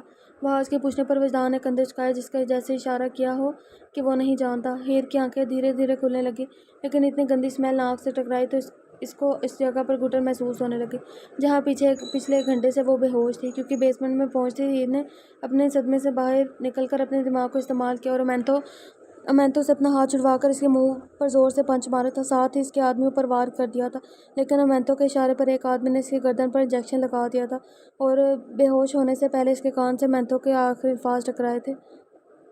میں تب سے تمہارا ایک پرنسس کی طرح خیال رکھ رہا تھا، لیکن تم اس قابل ہی نہیں ہو، اور دیکھنا اب میں تمہارے ساتھ قیدیوں جیسا سلوک کروں گا۔ تب سے اب وہ ہوش میں تھی۔ چاند کی روشنی کی مدد سے اس نے آس پاس دیکھا تو اس کی آنکھیں خوف سے پھیل گئی، کیونکہ وہاں اس جگہ ڈھانچے اور ہڈیاں پڑی ہوئی تھی جو کہ انسانوں کی لگ رہی تھی۔ وحشت اور گھبراہٹ کی وجہ سے اس سے پہلے اس کے منہ سے چیخ نکلتی، اس نے جلدی سے اپنی زبان کو دانتوں تلے دبایا تھا اور وہاں سے نکلنا چاہا، مگر خود کے ہاتھوں کو رسیوں کی مدد سے کرسیوں سے بندھا ہوا دیکھا تو وہ ادھر ادھر دیکھنے لگی تاکہ وہاں سے نکلنے کا کوئی سراغ ڈھونڈ سکے۔ اسی پل اس نے قدموں کی آہٹ محسوس کی تو وہ جلدی سے اپنی آنکھیں بند کر کے تاکہ آنے والے کو محسوس کروا سکے کہ وہ ابھی بھی بے ہوش ہے۔ آنے والے آدمی نے قریب آ کر اس کے رخسار کو اپنے انگوٹھے سے سہلایا، جس کی وجہ سے ہیر کی سانسیں تھمیں، لیکن اس نے آنکھیں نہیں کھولنے کی غلطی نہیں کی تھی۔ تبھی وہ اپنا ہاتھ اس کے سر کے پیچھے لے جا کے اس کے بالوں کو اس کے بال اپنی ہاتھ کی مٹھی میں جکڑ کر اس کا رخ اپنی جانب کر گیا تھا۔ تکلیف کی شدت کی وجہ سے ہیر کی آنکھیں خود بخود کھل گئی، جو کہ امینتو کی آنکھوں سے ٹکرائی۔ میں تم سے کچھ پوچھوں گا جس کا جواب صرف سچ ہونا چاہیے، لیکن جھوٹ ہوا تو تب بھی میں سمجھ جاؤں گا، اور یقین کرو پرنسس، تمہیں اس کے نتائج بالکل بھی پسند نہیں آئیں گے۔ وہ اس کی جانب جھک کر سرد مہری سے بولا، جس پر وہ ہاں میں سر ہلانے لگے تو امینتو اس کے بال چھوڑ کر کرسی کھینچ کر اس کے برابر بیٹھ گیا۔ تم نے کس حد تک ہماری انفارمیشن کو کمپیوٹر سے نکال کر رائز کو انفارم کیا ہے؟ وہ جو انہیں پتا ہے وہ سب مجھے بھی بتاؤ، تاکہ اس کے مطابق میں اپنا پلان میں تبدیلی کر سکوں۔ اس کے پوچھنے پر ہیر کے چہرے پر استہزائیہ مسکراہٹ بکھری۔ میں تمہیں کچھ بھی نہیں بتاؤں گی، کیونکہ غداری میری رگوں میں شامل نہیں ہے، وہ پرعزم لہجے میں بولی، جس پر امینتو کا قہقہہ ہوا میں گونجا۔ پاپا کی پرنسس انہیں دھوکہ نہیں دے گی، فیوچر میں مافیا کی لیڈر بنے گی، وہ طنزیہ لہجے میں بولا تو ہیر نے نفرت سے اس کی طرف دیکھا۔ پہلی بات، وہ میرا باپ نہیں ہے، دوسری بات، دھوکہ دینا مجھے آتا نہیں، تیسری بات، جو محبتوں میں رہنے والے لوگ ہوں انہیں نفرتوں میں راج کرنا نہیں آتا، وہ آگ بگولا ہوتی ہوئی بولی، جس پر امینتو مسکرانے لگا تو ہیر کا بس نہیں چاہ رہا تھا وہ اس کا منہ نوچ لے۔ تم اچھی تقریر کر لیتی ہو، باپ مافیا کا بادشاہ اور بیٹی پرخلوص محبتوں کی بات کرتی ہے، واو واٹ اے گریٹ کمبینیشن۔ وہ ہاتھوں سے تالیاں بجاتے ہوئے بولا، وہ میرا باپ نہیں ہے، وہ غصے سے داڑھی۔ خیر تم جوکس بہت اچھے سناتی ہو، میرے پاس وقت ہوتا تو میں لازمی تمہارے پاس بیٹھ کر سنتا، لیکن افسوس ہے میرے پاس وقت نہیں ہے۔ تو مجھے انفارمیشن بتا رہی ہو یا نہیں؟ وہ حتمی لہجے میں بولا، جس پر ہیر نے چیلنج کرتی نگاہوں سے اسے دیکھتے ناؤں میں سر ہلایا۔ میں نے تم سے بہت اچھے سے پوچھا تھا۔ خیر اچھائی تو تم رائلز کو ہضم نہیں ہوتی، اسی لیے اب آگے جو ہوگا اس کی ذمہ دار میں نہیں ہوں گا، وہ کہہ کر کرسی سے اٹھ گیا۔ ویسے محبتوں میں رہنے کے عادی لوگ دہشت گردوں کا ساتھ نہیں دیا کرتے، خیر جیسا باپ ویسی اولاد۔ وہ مزید بولا تو ہیر کو لگا جیسے اس کا وجود کوئلوں کی زد میں آ گیا ہو۔ تو تم خود کیا ہو؟ اپنے گریبان میں جھانک کر دوسروں کو بات کرو، تمہارے بتا کر میں کون سے نیک کام کروں گی؟ وہ شعلہ برساتی نگاہوں سے اس کی پوچھ کو گھورتے ہوئے بولی، جو کمرے سے نکل رہا تھا، مجھے تو بتانا ہی ہوگا، چاہے خوشی سے یا زبردستی۔ وہ زہریلی مسکراہٹ اپنے چہرے پر سجاتے ہوئے بولا اور وہاں سے چلا گیا۔ کچھ ہی لمحوں کے بعد دو آدمیوں کو اپنے ساتھ لے کر واپس آیا۔ ان دونوں میں سے ایک ہنٹر ہیر کا دوست تھا۔ اسے دیکھ کر وہ غصے سے مٹھیاں بھیج گئی۔ مجھے کیسے بھی کر کے ہیر سے انفارمیشن چاہیے، کیسے بھی کرو وہ اسے نکلوا لو، کوئی بھی ہتھ کنڈا استعمال کرو سوائے اسے جان سے مارنے کے۔ وہ اس فاقے سے اپنے دونوں آدمیوں کو حکم دیتے ہوئے وہاں سے چلا گیا۔ جیسے ہی ہنٹر کے علاوہ وہاں جو دوسرا آدمی تھا وہ ہیر کی جانب بڑھا تو ہنٹر نے اپنے خشک ہوتے لبوں پر زبان پھیری، لیکن اس آدمی نے بغیر کچھ کہے اس تک پہنچتے ہی کافی زوردار تھپڑ اس کے منہ پر دے مارا۔ اس کی وجہ سے ہیر نے اپنے منہ میں خون کا ذائقہ محسوس کیا تھا۔ کیا انفارمیشن ہے تیرے پاس؟ جلدی بتا۔ وہ گھورتے ہوئے بولا۔ توہیر کو وہ انسانی شکل میں جانور لگا۔ نہیں بتاؤں گی۔ اس نے خون کو زمین پر تھوکتے ہوئے پر اعتماد لہجے میں کہا۔ تب اس آدمی نے ایک اور تماچا اس کے منہ کے دوسرے حصے سے مارا تھا، جس کی وجہ سے وہ کچھ لمحوں کے لیے اس کی آنکھوں کے سامنے اندھیرا چھا گیا۔ نہیں بتائے گی؟ وہ اس کے گلے کو پکڑتے ہوئے بولا، جس پر ہیر نے اس کی منہ پر تھوک دیا تو اس آدمی نے پیچھے ہٹ کر زور سے اس کے پیٹ پر منچ مارا، جس کی وجہ سے ہیر کو لگا کہ اس کی ایک دو رگ تو لازمی ٹوٹ گئے، ایک دو ہڈیاں تو لازمی ٹوٹ گئی ہوں گی۔ درد کی وجہ سے وہ نہ چاہتے ہوئے بھی اس کی آنکھوں سے آنسو نکل کر اس کے گالوں پر لڑیوں کی شکل میں بہنے لگے۔ اس سے پہلے وہ آدمی اپنی بیلٹ نکالتا، ہنٹر نے جلدی سے آگے آ کر اسے روکا۔ نہیں، اسے تھوڑا آرام دو، اس کی حالت دیکھو، وہ سخت لہجے میں بولا۔ تو اس آدمی نے ایک نظر ہنٹر کو دیکھا، جس کی حالت سے لگ رہا تھا کہ اس پر تھوڑا سا بھی مزید جبر ہوا تو وہ بے ہوش ہو جائے گی۔ لیکن رائلز کی بیٹی ہے یہ، جہاں زیب باپ ہے اس کا، اسی لیے سوچ سمجھ کر اس پر ہاتھ اٹھاؤ، اس نے وارن کیا۔ لیکن ہم رائلز کے نہیں، اینگشوں کے آدمی ہیں۔ وہ آگ بگولا ہوا تھا۔ یہ دونوں مافیا کی دنیا کے لیڈر ہیں، ان میں صلح ہو جائے گی، ہم جیسے خواہ مخواہ مارے جائیں گے۔ اس کو تھوڑا ریسٹ دو، تھوڑی دیر بعد واپس آ کر نپٹ لیں گے، کیا پتہ تب تک اس کی عقل ٹھکانے آ جائے، اس نے مشورہ دیا۔ تو اس آدمی نے سوچتے ہوئے ہاں میں سر ہلایا۔ تمہارے پاس 3 منٹس ہیں لڑکی، اپنا منہ کھولو ورنہ میرا ہاتھ نہیں روکیں گے۔ وہ دھمکا کر وہاں سے چلا گیا تو ہنٹر جلدی سے ہیر کے قدموں میں بیٹھ گیا۔ پلیز ہیر، اپنی جان کی خاطر تھوڑی سی انفارمیشن بتا دو تاکہ یہ لوگ کچھ وقت کے لیے ٹل جائیں۔ کوئی ایسی انفارمیشن بتا دو جس سے رائل کو نقصان نہ ہو اور تمہیں بھی جینے کے لیے کچھ وقت مل جائے۔ وہ اس کی جانب دیکھتے ہوئے التجائیہ بولی تھی، تمہیں کیا لگتا ہے میں بے وقوف ہوں؟ تم جیسے گھٹیا اور ظالم انسان کی باتوں میں آ جاؤں گی، جو مجھے یہاں تک پہنچانے میں حصہ دار ہے، جو میرے درد کی وجہ ہے؟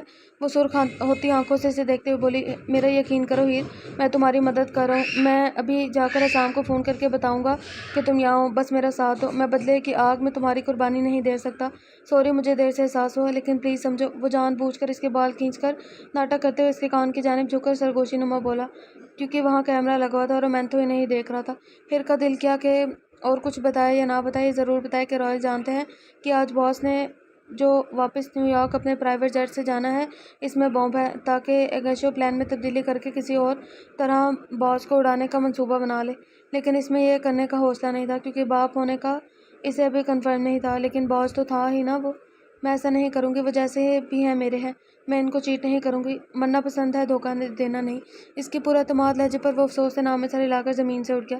دعا کرنا جو میں سوچ رہا ہوں اس میں کامیاب ہو جاؤں، وہ کہہ کر بغیر اس کی طرف دیکھے کمرے سے نکل گیا۔ حسام کی آنکھ کھلی تو اس نے خود کو بیڈ پر پایا تو وہ جلدی سے اپنے وجود سے ڈرپ نکال کر اترنے کی کوشش کرنے لگا۔ اس سے پہلے وہ بستر سے نکلتا، حوریہ بیگم نے ننگ آنکھوں سے اس کے کندھے پر ہاتھ رکھا، جس نے اس کی جانب ایک بار بھی نہیں دیکھا تھا۔ وہ بے دہانی میں ان کا ہاتھ جھٹک کر جلدی سے ہر چیز سے آزاد ہو کر بیڈ سے نیچے اترا۔ کیا وہ تمہیں مجھ سے بھی زیادہ عزیز ہے کہ تم ایک بار مجھے بھی نہیں دیکھ رہے؟ حوریہ بیگم کی سسکی بھری آواز نے اس کے چلتے قدم کو بریک لگائی، جو دنیا سے بیگانہ جلدی سے جلد ہیر تک پہنچنے کی خواہش مند تھا۔ اس نے پلٹ کر ایک نظر تمام روم میں دیکھا، جہاں بیڈ کے کنارے پر اس کی ماں روتے ہوئے اسے ہی دیکھ رہی تھی، جبکہ ڈاکٹر اور نرسز بھی وہاں موجود تھے، لیکن اب کی بار اسے روکنے کی جرات کسی نے نہیں کی تھی۔ بس اس کے ہوش میں آنے کی خبر وزان صاحب تک پہنچا دی گئی تھی۔ حسام، اس کی محبت میں تمہیں میرے آنسو بھی نہیں دکھتے؟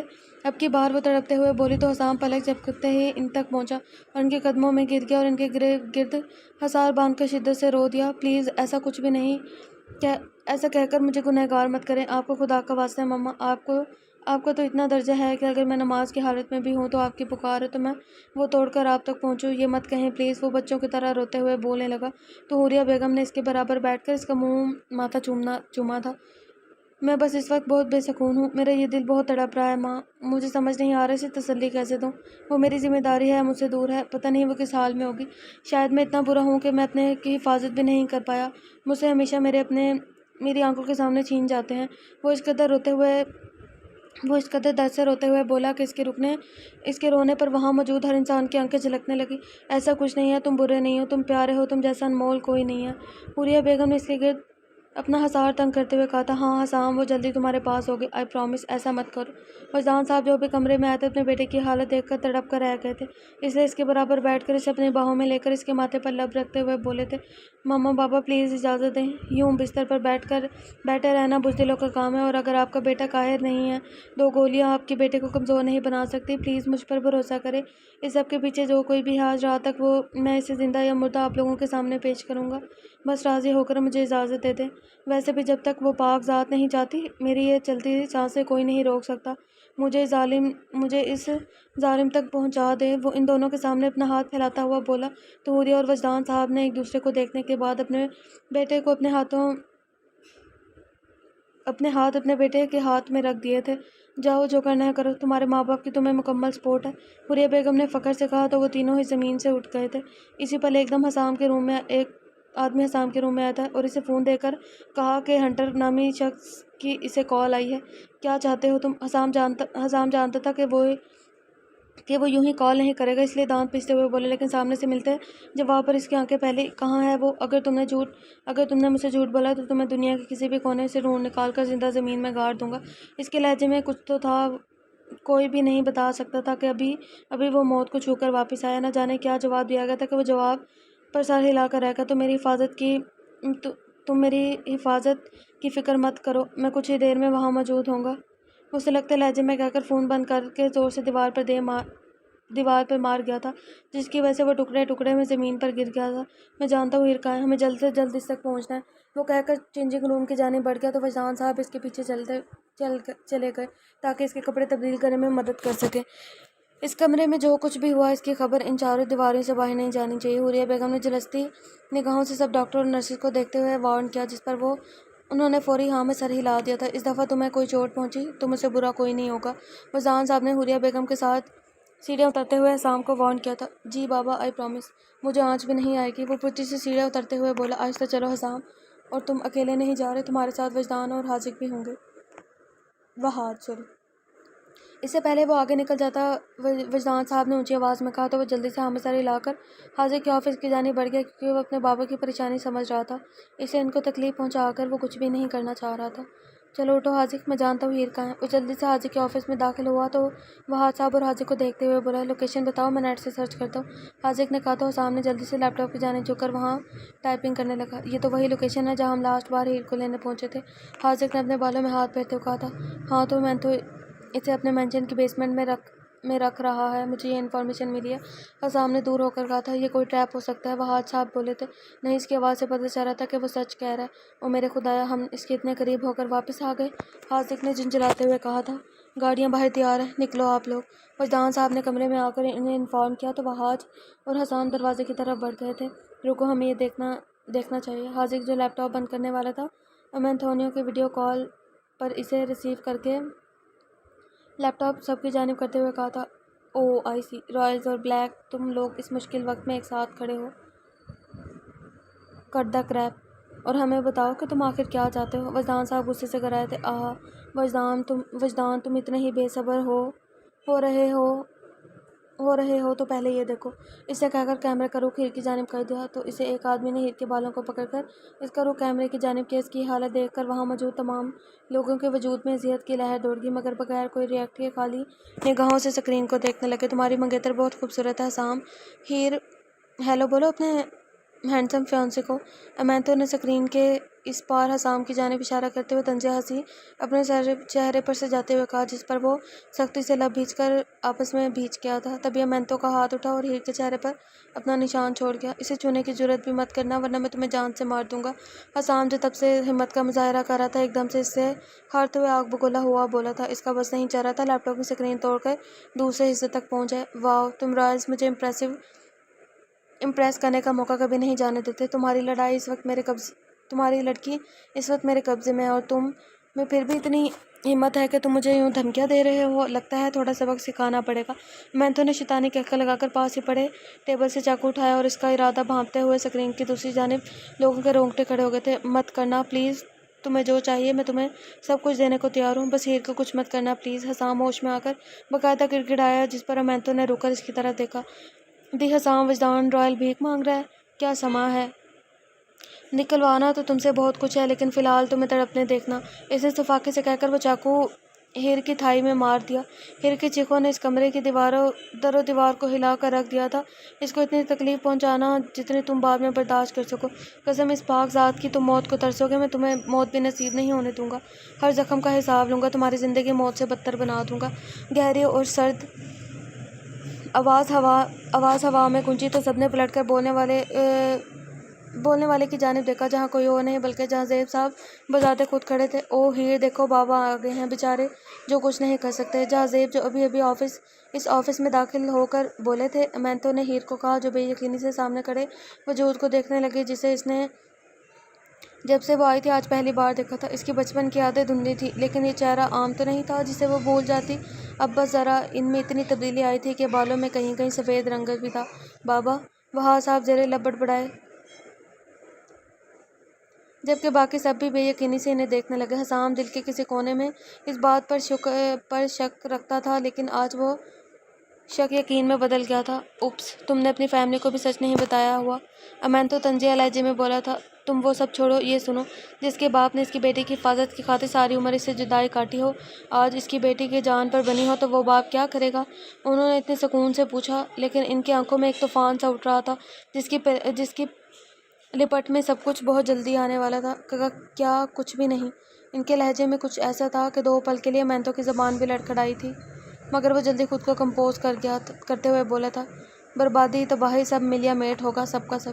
وہ خون چھلکاتی نگاہوں سے اسکرین کے اس پار دیکھتے ہوئے دھاڑے تھے جس پر وہاں موجود سب کا وجود کپکپایا۔ تمہاری بیٹی میرے قبضے میں ہے، میں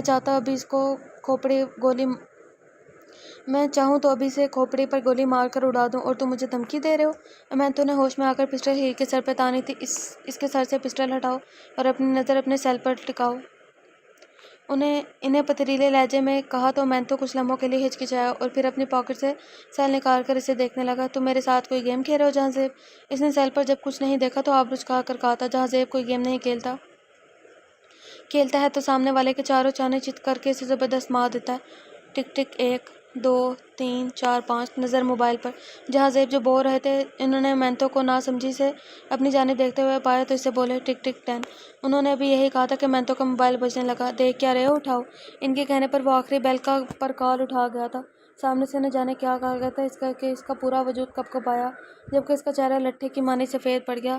گیم خلاص، سب تباہ، بس یوں یوں یوں، انہوں نے چٹکیاں بجاتے ہوئے کہا جبکہ باقی سب یہ منظر حیرت سے دیکھنے لگے کیونکہ انہیں کچھ سمجھ نہیں آ رہا تھا کہ آخر ہوا کیا، کیسے ہوا یہ سب۔ مینتو کی چلاتی ہوئی آواز ہوا میں گونجی۔ سامنے سے نہ جانے کیا کیا گیا کہ وہ سیل پکڑ کر زور سے دیوار کے ساتھ مار گیا تھا۔ کیسے؟ میں پوچھتا ہوں کیسے؟ تم نے کیسے اچانک سے میری ہر جگہ پر دھاوا بول دیا؟ وہ لیپ ٹاپ کے سامنے جھک کر جہاں زیب رائل سے ڈیمانڈ کرنے لگا تھا۔ اس کا روم غصے سے پاگل ہو رہا تھا۔ ایسے اور بس ایسے۔ جہاں زیب نے چٹکیاں بجاتے ہوئے صفاقے سے کہنا شروع کیا تھا، تمہیں لگتا ہے تم میرے گھر میں گھس کر میری بیٹی کو اٹھوا لو گے؟ تمہیں یہاں چپ چاپ بیٹھا بس یہ تماشا دیکھتا رہ جاؤں گا؟ نہیں، میں تمہارے آنے والی نسلیں تک تباہ کر کے رکھ دوں گا۔ وہ شعلہ برساتی نظروں سے لہجے میں گرائے تھے، لیکن یہ اٹلی ہے، تمہارا نیو یارک نہیں، یہ میری زمین ہے، یعنی میرا راج۔ اس ملک کا انڈر ورلڈ بادشاہ میرا باپ ہے۔ تم نے یہ کیسے کیا؟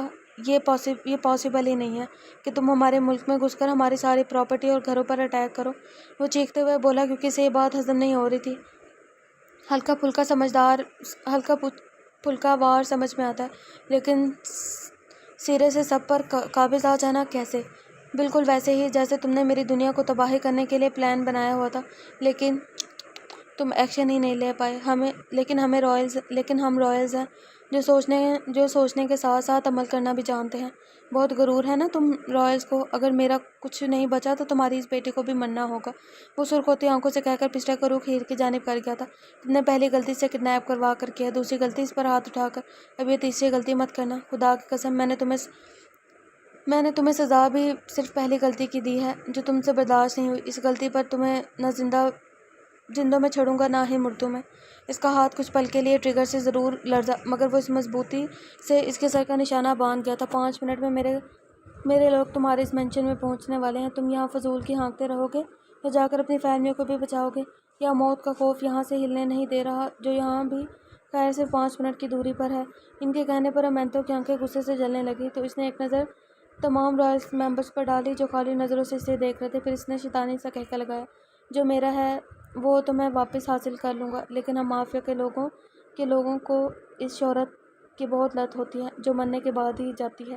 ہیر کا خون بہت ضائع ہو رہا ہے، میرا نہیں خیال تمہارے آدمی پہنچتے تک یہ خود کی سانسوں کو چلتا رکھ پائے گی۔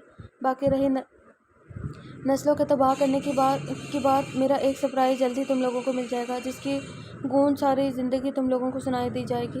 یقین کرو رائلز، یہ میرا تم لوگوں کو اب تک کا بیسٹ گفٹ ہوگا کہ انہیں صحیح میں دوسرے طریقے سے تم لوگوں کو نہ صحیح پر دوسرے طریقے سے تم لوگوں کو ماروں گا۔ وہ بے حسی سے کہہ کر کال ڈراپ کر گیا کہ وہ اپنے قدم ہنٹر کی جانب بڑھانے لگا۔ دھوکہ! تمہیں لگا تھا تم مجھے چیٹ کر دو گے اور مجھے خبر نہیں ہوگی؟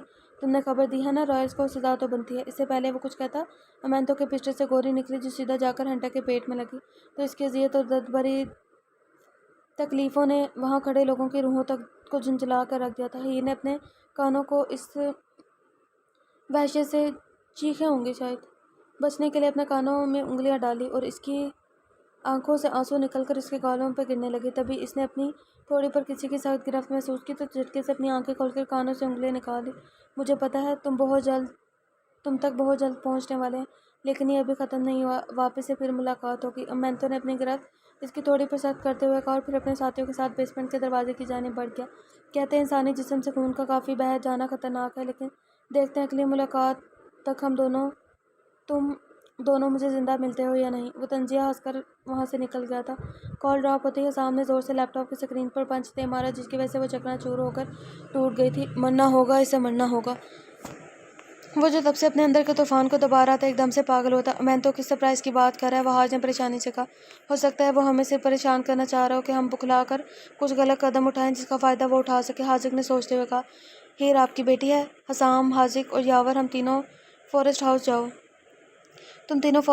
ہیر زخمی ہے، میں نہیں چاہتا میرے آدمی اسے کسی پرائیویٹ ہاسپٹل میں لے کر جائیں اور پولیس کیس بنے جو ہیر کو مزید الجھنوں میں لے جائے۔ میں چاہتا ہوں وہ پرسکون لائف گزارے، اس لیے تم تینوں نکلو۔ باہر گاڑیوں اور سیکیورٹی گارڈز کھڑے ہیں، انہوں نے وجدان کے سوال کو نظر انداز کر کے حسام لوگوں کو دیکھتے ہوئے حکمیہ لہجے میں کہا۔ تو وہ دونوں ہی اس بات میں ساری لا کر نکل گئے تھے۔ اس کے بعد انہوں نے ایک کال ملائی، امینتو یہاں سے نکلنا نہیں چاہیے، وہ مجھے کسی بھی صورت میں چاہیے، وہ بھی زندہ۔ کچھ بھی کرو، بے شک شہر کو کرفیو لگا دو، ملک کو، بس وہ چاہیے۔ ایک غلطی کی سزا بھی باقی ہے جو مجھے اسے دینی ہے۔ وہ کال ریسیو کرتے ہوئے سرد لہجے میں کہہ کر کال بند کر کے تھے۔ جب آپ کو پتہ تھا ہیر کہاں ہے، آپ ڈائریکٹ اس کے پاس کیوں نہیں گئے؟ ایمرجنسی میٹنگ بلوائی جائے ابھی اسی وقت۔ وہ وہاج کی بات کو انسنی کر کے وہاں سے نکل گئے تھے۔ کچھ تو طوفان ابھی بھی باقی ہے جو آنکھوں سے اوجھل ہے، وجدان صاحب زیر لب بڑبڑائے تھے۔ امینتو کے جاتے ہی ہیر کرسی سے اٹھ کر ہنٹر کی جانب بڑھی جس کی پیٹ سے خون نکل رہا تھا۔ آئی ایم سو سوری ہیر، میں نہیں چاہتا تھا کہ تم یہ سب برداشت کرو، میں صرف رائل سے اپنے باپ کے قتل کا بدلہ لینا چاہتا تھا، وہ بھی ایسے ہی کسی مافیا گینگ کا پارٹ تھے جن کو رائل سے مارا تھا، لیکن میرے بدلے کی آگ نے دیکھو تمہیں کس حال تک پہنچا دیا۔ آئی ہوپ تم یہاں سے خیر سے نکل جاؤ۔ وہ بھیگے ہوئے لہجے میں بولا، فکر مت کرو، ہم اس جہنم نما زندگی سے دونوں ایک ساتھ نکلیں گے، تمہیں کچھ نہیں ہوگا۔ وہ اسے دیکھتے ہوئے بولی، ساتھ ہی یہاں وہاں دیکھتے ہوئے کوئی کپڑا ڈھونڈنے کی کوشش کرنے لگی تاکہ اس کے پیٹ پر باندھ دیا جا سکے، جبکہ اس کے خود کی تھائی سے کافی خون نکل رہا تھا۔ تبھی 5 آدمی بیسمنٹ میں داخل ہوئے جن کے ہاتھوں میں بندوقیں تھیں، جبکہ انہوں نے کالا لباس پہنا ہوا تھا۔ ان کے حلیے سے ہیر کو پکا یقین ہو گیا تھا کہ یہ رائلز کے آدمی ہیں، ہمیں یہاں سے نکلنا ہے۔ وہ پانچوں ان کی جانب بڑھتے ہوئے ان میں سے ایک آدمی نے بولا تھا، پلیز اس کی مدد کریں، آپ کو وہ پردہ اتار کر لا کر اس کے پیٹ پر باندھ دیں، ورنہ جیسے یہ خون بہہ رہا ہے اس کی موت ابھی ہو سکتی ہے۔ ہیر نے نم لہجے میں کہا تو ایک آدمی نے جلدی سے آگے بڑھ کر پردہ اتارا اور اس کا کچھ حصہ کاٹ کر اس کے پیٹ پر باندھنے لگا۔ جبکہ ایک کا فون بجا تو وہ ریسیو کر کے سائڈ پر ہو گیا، جبکہ ایک تھوڑا پردہ مزید کاٹ کر ہیر کی جانب بڑھایا اور آنکھوں سے اس کی پٹی کی جانب اشارہ کیا جہاں سے خون نکل رہا تھا، ٹانگ کی طرف اشارہ کیا جہاں سے خون نکل رہا تھا۔ جب ہیر نے وہ کپڑا نہیں باندھا تو اس آدمی نے نیچے جھک کر خود اس کی ٹانگ پر باندھ دیا تھا۔ چلو جلدی کرو، ہمیں نکلنا ہے، حسام اور حاذق سر راستے میں، ہمیں انہیں لے کر ان تک جانا ہے، پھر وہ آگے ہیں انہیں ہاسپٹل لے کر جائیں گے۔ جو آدمی کال پر تھا اس نے آ کر انفارم کیا تو دو آدمیوں نے ہنٹر کو سہارا دے کر اٹھایا، جبکہ ایک آدمی نے ہیر کا ہلکا سا سہارا دینا چاہا مگر وہ اس کا ہاتھ جھٹک گئی۔ پلیز میم، ٹرسٹ کریں، آپ کو کوئی نقصان نہیں پہنچے گا، وہ ادب سے بولا۔ جب ہیر نے اس کی طرف دیکھا تو وہ احترام سے اپنی انگلیاں بھی نیچے جھکا گیا تھا، تو ہیر نے اسے اپنا بازو پکڑنے کی اجازت دے دی کیونکہ وہ بغیر کسی سہارے کے نہیں چل سکتی تھی۔ تو پھر وہ پانچوں آدمی باہر کی جانب بڑھ گئے۔ یا اللہ، اتنے اچھے اور سلیقے سلجھے ہوئے لوگ اس مافیا کی بھیانک دنیا میں کیا کریں، پلیز انہیں ہدایت دے دے، پلیز۔ وہ خود سے بڑبڑا کر گاڑی میں بیٹھ گئی۔ 2 آدمی ایک گاڑی میں تھے جبکہ 3 آدمی دوسری گاڑی میں۔ کیا تم سپیڈ تیز کرو گے؟ ہم جس سپیڈ سے جا رہے ہیں 1 صدی مزید لگ جائے گی۔ حساب نے جھنجھلاتے ہوئے حاضر کو کہا جو ڈرائیونگ سنبھالے ہوا تھا، جبکہ ان کے پیچھے یاور کی گاڑی، اس کے پیچھے سیکیورٹی کی گاڑی تھی۔ نظر نہیں آ رہا، ہر جگہ ناکہ بندی ہے، لگتا ہے تمہارے ہونے والے سسر نے کروائی ہے، ایسا لگ رہا ہے جیسے کرفیو لگ گیا ہے، وہ ضد ہوتے ہوئے بولا تھا۔ لیکن ابھی تو ہم لوگوں نکلے ہیں، اتنی جلدی کیسے ہو گئے سب؟ کیوں؟ یاد دلانا پڑے گا اب تمہیں بھی، تمہارا سسر جہازیب رائل ہے، دی رائل، جو کچھ بھی سیکنڈ میں کروا سکتا ہے۔ وہ لب چباتے ہوئے بولا تو حسام غصے سے اپنی آنکھیں بند کر گیا تھا، کیونکہ اس کا بس نہیں چاہ رہا تھا وہ ہیر کے پاس کسی بھی طرح پہنچ جائے۔ اسے سمجھ نہیں آ رہا تھا کہ اس کی زندگی نے اتنا خطرناک موڑ کیسے لے لیا۔ ابھی تو وہ ہیر کے ساتھ خوش تھا، فائنلی سب ٹھیک ہوتا جا رہا تھا، پھر یہ سب کیسے؟ ہیلو کزن، مجھے تمہیں کچھ بتانا ہے، خبر اچھی نہیں ہے لیکن بتانا ضروری ہے۔ اشال اور شازم دونوں ہی یہاں کے حالات جان کر کنٹرول سے باہر ہو گئے تھے، اسی لیے وہ دونوں ہی پرائیویٹ جیٹ سے آج اٹلی پہنچے تھے۔ کیا مطلب پہنچنے والے تھے؟ وہ غصے سے دھاڑا، ان کے جیٹ میں بم ہے، جو کہ پائلٹ کے ایمرجنسی رابطہ کرنے سے معلوم ہوا ہے۔ وہ لوگ اسے ڈیفیوز کرنے کی کوشش کر رہے لیکن ابھی تک ناکامی ہی ہو رہی ہے۔ مہا کے بتانے پر حاضر کے ہاتھوں سے گاڑی آؤٹ آف کنٹرول ہوئی، جبکہ اس کا دل کس تیز سے دھڑکنے لگا۔ حاضر، کیا ہو رہا ہے؟ ہوش میں رہو۔ حسام نے جلدی سے اسٹیئرنگ پر ہاتھ رکھ کر گاڑی سائڈ پہ کرتے ہوئے اس پر چیخا۔ اگر وہ فوری نہ دیکھتا تو ان کی گاڑی سامنے سے آتی کار سے ٹکرا جاتی۔ دوبارہ سے رابطہ کرو، یہ نیوز جھوٹ بھی ہو سکتی ہے۔ وہ لرزتی آواز میں بولا، یہ سچ ہے۔ وہ ایسے لاپرواہ بنی کیسے واپس آ سکتی ہے؟ وہ کچھ بھی کرنے سے پہلے سوچتی نہیں ہے۔ کیمپ سے بھی بھاگ گئی تھی اور اب وہاں سے بھی۔ اس لڑکی کو اپنی جان مشکل میں ڈال کر مجھے تڑپانے کا مزہ آتا ہے۔ وہ اسٹیئرنگ پر زور سے مکہ مار کے گاڑی سے باہر نکل گیا۔ حاضر، کیا ہوا ہے؟ کچھ بولو پلیز۔ حسام نے جب اسے یوں دیوانہ وار اپنے بال کھینچتے دیکھا تو جلدی سے اس کے پاس آ کر پوچھنے لگا، یاور، وہ ایسے ہی کرتی ہے، پتہ نہیں کیوں کرتی ہے، سب کے ساتھ آتی ہے، دیکھو اب جیٹ میں بم ہے۔ وہ اس کے گلے لگ کر غصے سے بولا، جبکہ تکلیف کے مارے اس کی آنکھیں نم ہونے لگی تھی۔ تب یاور اور باقی گارڈز بھی گاڑیوں سے نکل کر ان تک آئے تھے۔ جیٹ میں بم کا اشال سے کیا لینا دینا ہے؟ حسام نے ناسمجھی سے پوچھا، کیونکہ وہ سمجھ گیا تھا وہ اتنی تکلیف میں کس لڑکی کا ذکر کر رہا ہے۔ اشال اور شازم آج یہاں پرائیویٹ جیٹ سے آنے والے تھے، اس میں بم ہے۔ اس کی ذات اس کے اذیت سے کہے جانے الفاظ پر حسام کی دھڑکنیں کچھ لمحوں کے لیے تھمی تھی۔ مطلب مینتو نے جس سرپرائز کی بات کی تھی وہی تھا؟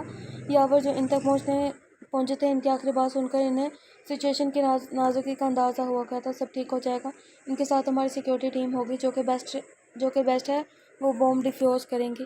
حسام نے اسے حوصلہ دیا، تبھی دو گاڑیاں ان کے قریب آ کر رکی جن میں ہیرو اور ہنٹر تھے۔ حسام فوری اس گاڑی تک پہنچنا چاہ رہا تھا، لیکن بھائی کی تکلیف بھی اس کے دل پر نیزے کی طرح لگ رہی تھی۔ تم جاؤ، مجھے کچھ کالز کرنی ہے۔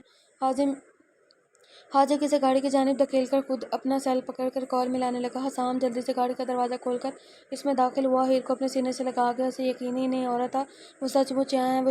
وہ اس کے گرد اپنا ہزار باندھ کر پھوٹ پھوٹ کر روتی تھی۔ پلیز مت رو، جس نے تمہارا یہ حال کیا اس کی زندگی کا ہر دن مشکل کر دوں گا، یہ حسام وجدان کا وعدہ ہے۔ اس نے اس کے چہرے کی جانب دیکھتے ہوئے درد بھری آواز میں کہا، جہاں تھپڑ کے نشان، جبکہ ہونٹ پھٹا ہوا تھا۔ سر پلیز ہنٹر کو چیک کریں، اسے گولی لگی ہے۔ ہیر نے جب یاور کو خود کی طرف دیکھتے ہوئے کہا تو اس نے آگے والی گاڑی کی جانب اشارہ کیا۔ وہ کیوں اسے دیکھے جس کی وجہ سے تم اس حال تک پہنچے ہو؟ حسام نے سرد لہجے میں کہا تھا۔ پلیز حسام، یہ وقت انسانیت دکھانے کا ہے، اس نے میرا وہاں بہت ساتھ دیا، پلیز، اسے گولی بھی میری وجہ سے لگی ہے۔ اگر وہ میرے کہنے پر تم سے رابطہ نہیں کرتا تو اس سچویشن تک نہیں پہنچتا۔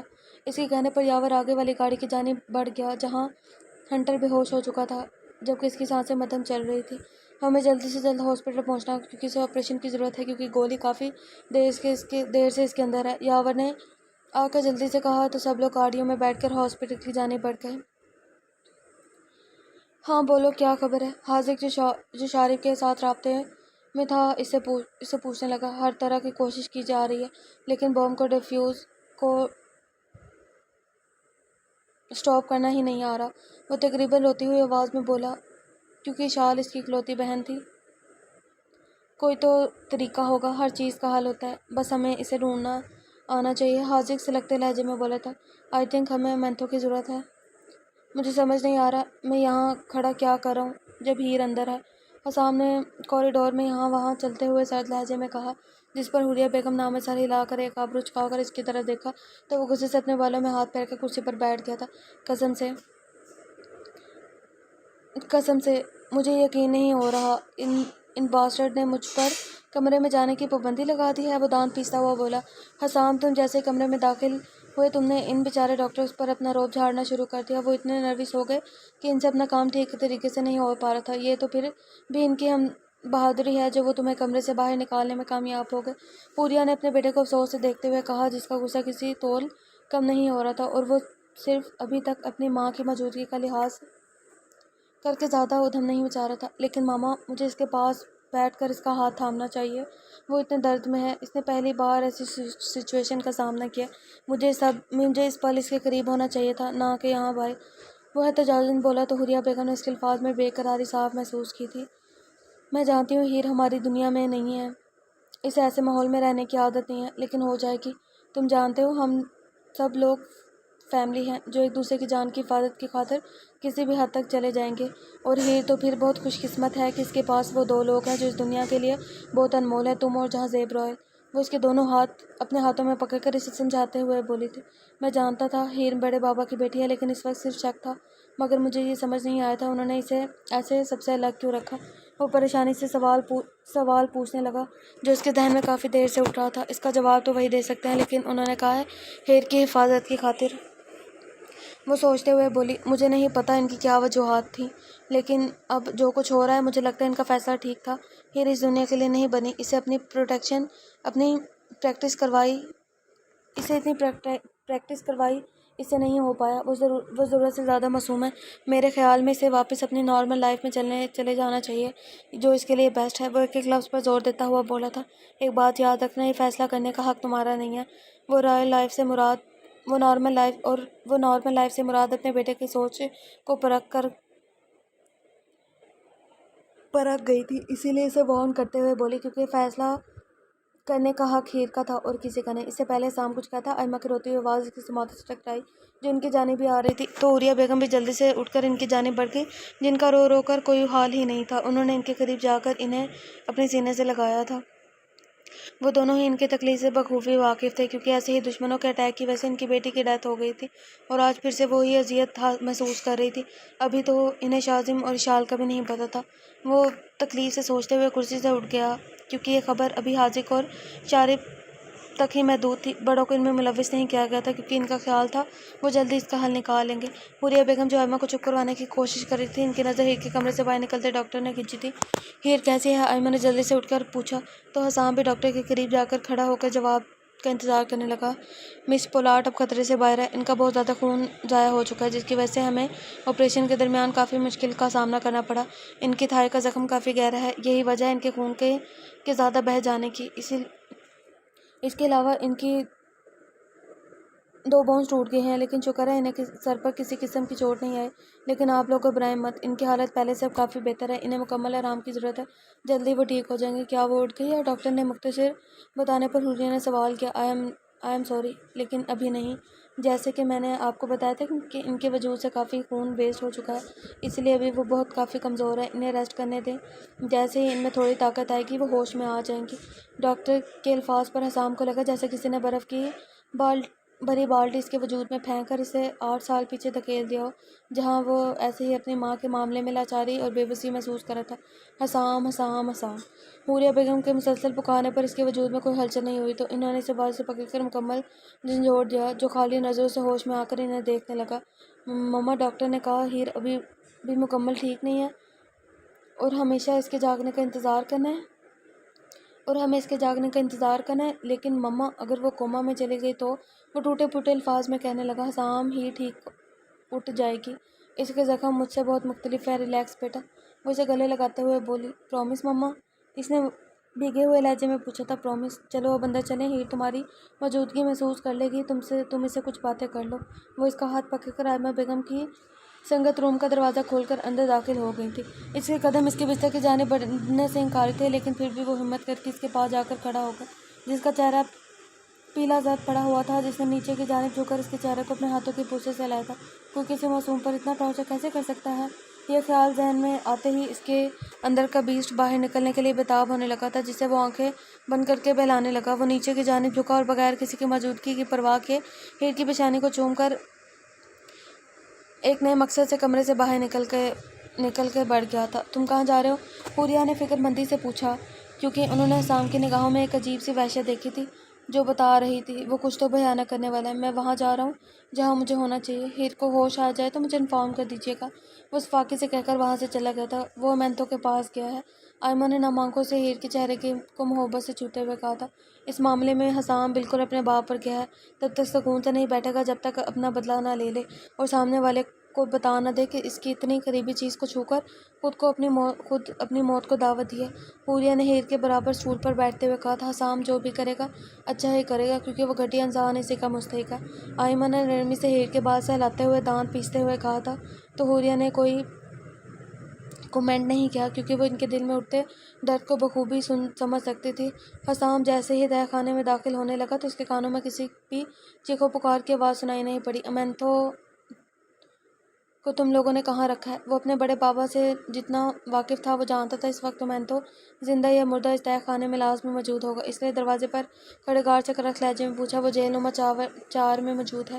ان کے انفارم کرتے ہی حسام بغیر رکے آگے کی جانب بڑھ گیا۔ وہ جیسے ہی کوٹری نمبر 4 کے سامنے پہنچا، وہاں کھڑے گارڈز بغیر کچھ کہے اس کے لیے دروازہ کھول گئے تھے۔ حسام نے اندر داخل ہو کر چاروں طرف میں دیکھا جہاں لالٹین کی دھیمی روشنی تھی اور امینتو کا وجود بغیر کسی سہارے کے چھت کے ساتھ مضبوطی سے باندھا ہو گیا تھا۔ ہیلو مین۔ ذوحان جو اندھیرے میں کارنر میں کھڑا ہوا تھا اس کے سامنے آتا ہوا بولا، تم یہاں کیا کر رہے ہو؟ حسام نے امینتو کو اپنی نگاہوں میں رکھتے ہوئے پوچھا جس کی حالت کافی خراب لگ رہی تھی۔ ہاں تو تمہیں کیا لگا تم اکیلے سے سبق سکھاؤ گے؟ اس نے بلیک کے لوگوں کے ساتھ پنگا لیا ہے، اسی لیے کچھ خدمت کرنا تو ہمارا بھی حق بنتا ہے۔ شازم فی الحال جیٹ میں پھنسا ہوا ہے، وہ جیسے ہی یہاں آئے گا مجھے یقین ہے تھوڑا حصہ تو وہ بھی مانگے گا، اسی لیے پلیز مارنا اسے ضرور، مگر آخری لمحے میں اسے مرنے نہ دینا۔ ذوحان اتنے سکون سے کہنے لگا کہ ایک پل کے لیے تو حسام کو بھی شوق لگا کیونکہ وہ شازم کے بارے میں ایسے بات کر رہا تھا جیسے وہ جیٹ میں بم میں نہ پھنسا ہو بلکہ نارمل طریقے سے یہاں آ رہا ہو، لیکن وہ جلد ہی خود کو کمپوز کر گیا کیونکہ اس کی فیملی ایسی ہی سرپھری پاگل تھی۔ تو تم نے اسے اس حالت تک پہنچایا؟ حسام نے تشویش کی تھی۔ آف کورس، سب سے پتہ چلا تھا ہیر کو اس نے کڈنیپ کیا اور اوپر سے شازم کے جیٹ میں بم فکس کروایا ہے۔ میں غصے سے پاگل ہو رہا تھا، اسی لیے سوچا تھوڑا سا کہیں نکالا جائے اور اس کے لیے یہ مجھے سب سے بیسٹ آپشن لگا۔ وہ کندھے اچکاتے ہوئے بولا تو اس کے الفاظ پر حسام کے چہرے پر ہلکی سی مسکراہٹ ابھری۔ ابھی یہ تھوڑا سا نکالا ہے جہاں اس کی حالت کر دی ہے کہ وہ بالکل بے ہوش ہے، اگر سارے کا سارا نکالا تو امینتو کا اللہ ہی حافظ ہے۔ ہیر کیسی ہے؟ ذوحان کے لہجے میں ایک دم سے شفافیت سے نرمی اتری تھی۔ ڈاکٹر نے کہا ہے وہ خطرے سے باہر ہے لیکن ابھی بھی ہوش میں نہیں آئی۔ حسام نے ذوحان کو جواب دیے بغیر پلکیں جھپکے ٹھنڈے پانی کا مگ پکڑا اور زور سے امینتو کے منہ پر دے مارا تھا۔ اب ذرا میری باری ہے اپنے اندر کے تھوڑے غصے کو نکالنے کی۔ وہ زہریلی مسکراہٹ اپنے چہرے پر سجاتے ہوئے بولا کیونکہ وہ جانتا تھا اگر اس نے مکمل غصہ نکالا تو سامنے ہوا میں لٹکا ہوا موجود یہی دم توڑ دے گا، لیکن وہ اتنی آسان موت اسے دینا نہیں چاہتا تھا۔ دھیرے دھیرے تڑپا کر مارنا چاہتا تھا۔ امینتو کو اپنی آنکھیں کھولنے میں دقت ہونے لگی مگر پھر بھی وہ آہستہ آہستہ کھولنے لگا۔ جیسے اس کی آنکھوں نے روشنی میں حسام کے چہرے پر فوکس کیا تو اس نے آنکھوں میں غصہ جبکہ لبوں پر شیطانی مسکراہٹ دہرائی۔ او کیسے ہو میرے پیارے پرانے دوست؟ امینتو اپنے منہ سے نکلتے خون کو زمین پر تھوک کر پوچھنے لگا تھا۔ او جس کی منگیتر اس وقت ہاسپٹل کے بستر پر پڑی ہو وہ بھلا کیسا ہو سکتا ہے؟ وہ خود ہی طنزیہ جواب بھی دینے لگا تھا جس پر حسام نے بغیر ہچکچاتے زور سے ایک پنچ اس کے پیٹ پر دے مارا۔ درد کی شدت کے باعث کچھ پل امینتو کو سانس لینے میں دقت ہوئی۔ جب تک اس کی سانس نارمل ہوئی تب تک حسام آگے بڑھ کر اس کے بال اپنی مٹھی میں دبوچ گیا تھا۔ میری تم سے نصیحت ہے، اس وقت میرے صبر کو مت آزماؤ کیونکہ یقین کرو اس وقت وہ مجھ میں ہے ہی نہیں۔ اب چپ چاپ مجھے کچھ سوالوں کے جواب دو، اگر جواب غلط ہوا تو میں تمہارے وجود کو کاٹنا شروع کر دوں گا، آئی پرومس۔ وہ اس کے بالوں میں اپنی جکڑ کافی سخت کرتے ہوئے گراتے ہوئے بولا جس پر امینتو کے وجود میں خوف کی لہر دوڑی مگر وہ اس نے واضح نہیں ہونے دی۔ وہ خالی نگاہوں سے حسام کو دیکھنے لگا۔ چلو پہلے سوال کی جانب آتے ہیں، ہیر کتنی دفعہ تمہارے سامنے گڑگڑائی کہ اسے ہرٹ مت کرو؟ حسام نے روم کے کارنر سے بیس بال بیٹ پکڑتے ہوئے پوچھا۔ مجھے یاد نہیں، شاید ایک بار، کیونکہ ایک بات ماننا پڑے گا وہ بہت مضبوط ہے، حتیٰ کہ مجھے حیرت ابھی وہ اپنے الفاظ بھی نہیں کر پایا تھا، حسام نے بلّا اس کے دائیں بازو پر مارا، جس کی وجہ سے اس کی ہڈیوں کے ٹوٹنے کے باعث اس کی چیخیں کمرے میں گونجنے لگیں۔ ایڈیٹ نشان، دھوکہ دینا کیا تمہاری فطرت میں ہے؟ جب میں نے سچ جواب دیا تو مجھے کیوں مارا؟ امینتھو نے در سے کراتے ہوئے غصے سے کہا تھا۔ دھوکہ؟ اس لفظ سے رشتہ تمہارا ہے، میرا نہیں۔ اور کس نے کہا مجھے تمہاری ہڈیاں ٹوٹنے کے لیے کسی وجہ کی ضرورت ہے؟ وہ اس کی ٹانگ پر بیٹ مارتے ہوئے بولا۔ تم رائج دھوکے باز ہو، تم لوگوں نے انڈر ورلڈ کو دھوکہ دیا ہے، چیٹ کیا ہے تم لوگوں نے۔ بے شک پھر وہ لندن ہو، برازیل، پاکستان، نیو یارک یا پھر اب اٹلی، اور اس کے علاوہ بھی نہ جانے کتنے ممالک۔ خون پکڑ کے نا میرے ہاتھوں میں درد ہو جاتا ہے۔ امینتھو نے اپنے درد کو دبا کر حلقے بل چیختے ہوئے کہا تو حسام نے کچھ پل غور سے اس کے چہرے کو دیکھا۔ نہ میری جان، ہم رائج دھوکہ نہیں دے سکتے، اس نے کہتے ہوئے اس کے دوسرے بازو پر بیٹ مارا تھا، کیونکہ ہمیں تو انڈر ورلڈ کے لوگوں سے عشق ہے۔ یہ کہنے کے ساتھ ہی اس نے اس کی بائیں ٹانگ پر بیٹ مارا تھا۔ یقین کرو، بے پناہ عشق۔ وہ اپنے الفاظ دہراتے ہوئے اسے پیٹتا رہا، جبکہ اس کی تکلیف بھری آوازیں جیل کی چاروں دیواری میں آپس میں ٹکراتی رہیں۔ کوئی اور ہوتا تو اس کی اس حالت پر ترس آ جاتا، مگر سامنے تو حسام تھا، جس کے اندر کا جانور آج پھر سے کافی عرصے بعد باہر نکل آیا تھا، جس کو قابو کرنے والی آج بذات خود بستر پر پڑی ہوئی تھی۔ ذوحان نے آگے بڑھ کر اس کے پشت سے دبوچ کر پیچھے کی جانب کھینچا تھا۔ حسام، بس کرو پلیز، وہ مر جائے گا، ہمیں اس کی ضرورت ہے، باس ہمیں زندہ نہیں چھوڑیں گے۔ جب وہ اسے قابو سے نکل کر واپس اس کی ایک ایک ہڈی کو توڑنے لگا تو ذوحان نے زبردستی اسے واپس سے دور کھینچ کر کہا تھا، سر، آپ کے لیے یہ کال ہے۔ اس سے پہلے حسام اسے کچھ کہہ پاتا، ایک گارڈ نے اندر داخل ہو کر اس کی جانب فون بڑھاتے ہوئے کہا تھا، امینتھو کو جان سے مت مارنا حسام۔ اس نے جیسے ہی فون کان سے لگایا، فیضان صاحب کی آواز اس کی سماعتوں سے ٹکرائی۔ اور میں پوچھ سکتا ہوں ایسا کیوں نہ کروں؟ وہ پتریلے لہجے میں بولے۔ لینگویج مسٹر حسام، وارن کرتی آواز اسپیکر سے گونجی، جس پر وہ اپنے لبوں کو بے دردی سے اپنے دانتوں میں سے کاٹ گیا تھا۔ سر، کیا آپ مجھے بتا سکتے ہیں میں اسے نہ مارنے کی وجہ؟ اب کی بار اس نے احترام سے پوچھا تھا۔ ہمیں امینتھو کی ضرورت ہے، کیونکہ ایسی بہت سی انفارمیشن ہے جو صرف وہ جانتا ہے، اس لیے اس کا زندہ رہنا بہت ضروری ہے۔ بس کسی چیز کا مکمل صفایا کرنا ہو تو اس سے جڑے ہلکے پھلکے مہرے یوں ہی گنوائے جاتے ہیں، کیونکہ وہ اس صفایا کو راکھ میں بدلنے کا کام کرتے ہیں، اور یہی ہمارے پاس امینتھو ہے۔ اگر انگیشوں کا جڑ سے مکمل خاتمہ کرنا ہے تو اس کی جڑوں تک پہنچنے کے لیے ہمیں امینتھو کی ضرورت ہے۔ تو ہم اپنے ایپیسوڈ کو یہیں پر اینڈ کرتے ہیں، ملتے ہیں نیکسٹ ایپیسوڈ کے ساتھ۔ نیکسٹ ایپیسوڈ ہمارا لاسٹ ایپیسوڈ ہوگا، ملتے ہیں لاسٹ ایپیسوڈ کے ساتھ اور بہت سے اچھے ناولز کے ساتھ ملتے ہیں۔ اپنا بہت سارا خیال رکھیے گا، مجھے دعا میں یاد رکھیے گا۔ اللہ حافظ۔